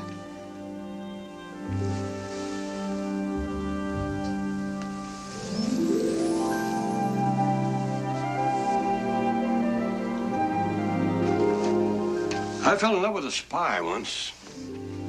Lisbon. Long time ago. I was young. She was the most beautiful, captivating woman I'd ever seen. So I know a little something of how you feel. Did she betray you? She loved me, too. She just had a different way of looking at things. She was killed by British Secret Service. I came back home and met your Aunt Flo.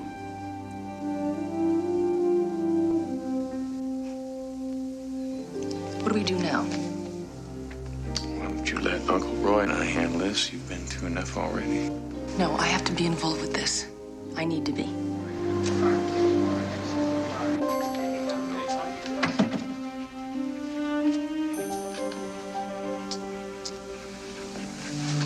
Robert. Oh, hi, darling. What's up? The jury is in.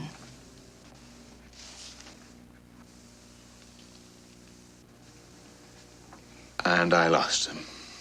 I know the truth now. Houston got a call from Mrs. George Davis. But that's impossible. I mean, they've been divorced for years. Apparently, she kept in touch with her ex-husband. It seems he made tapes. Tapes? Of your meetings. He wanted a record just in case. She's staying at the Samoan Sea Motel. Room 40. Houston is going to meet her there tonight. Why did you come here and tell me this? Because I still love you.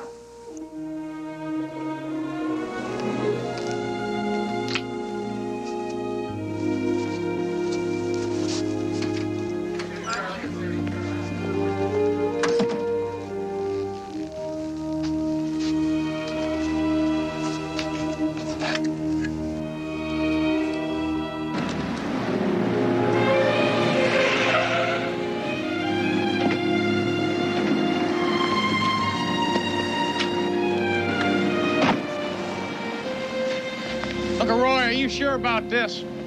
Worked in Vienna in 47. A Russian agent named Ivanov. A big nose. Wonderful laugh. Look, haven't I seen that tie before? You should. It's yours. Well, I thought you said you didn't like it. I never said that. I just didn't like it on you.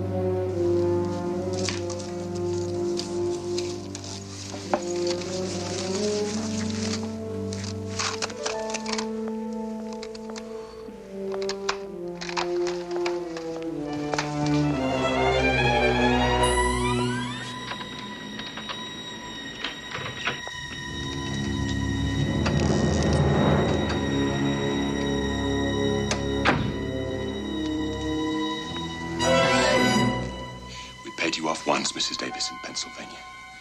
What makes you think we can afford twice? I found one tape. I want to make sure it's the only one. Do you know what happened to George? You killed him. Precisely. With no witnesses. And the same applies to you. Even to me, Robert. Oh, CJ. You set me up. Hook, line, and sinker. We could have had everything, CJ. Everything.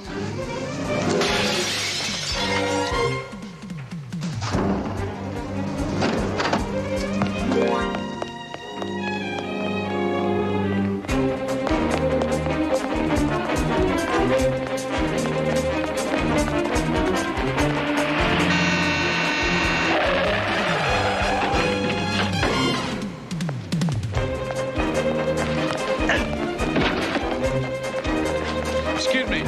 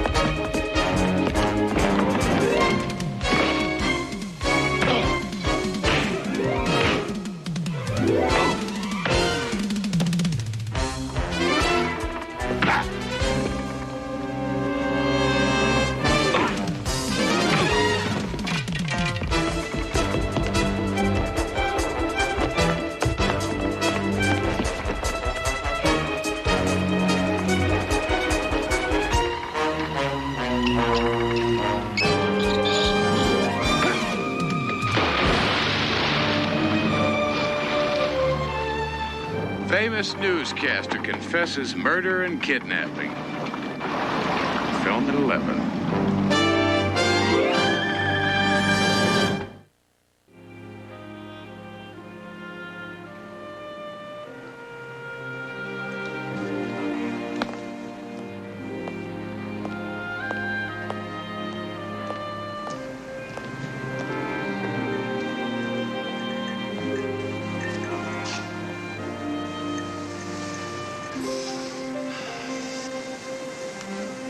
Scotch? Apple juice. I like to take my sorrow sober. Was there anything I can do? Mm-hmm. You can erase the last 6 weeks. Glue my heart back together.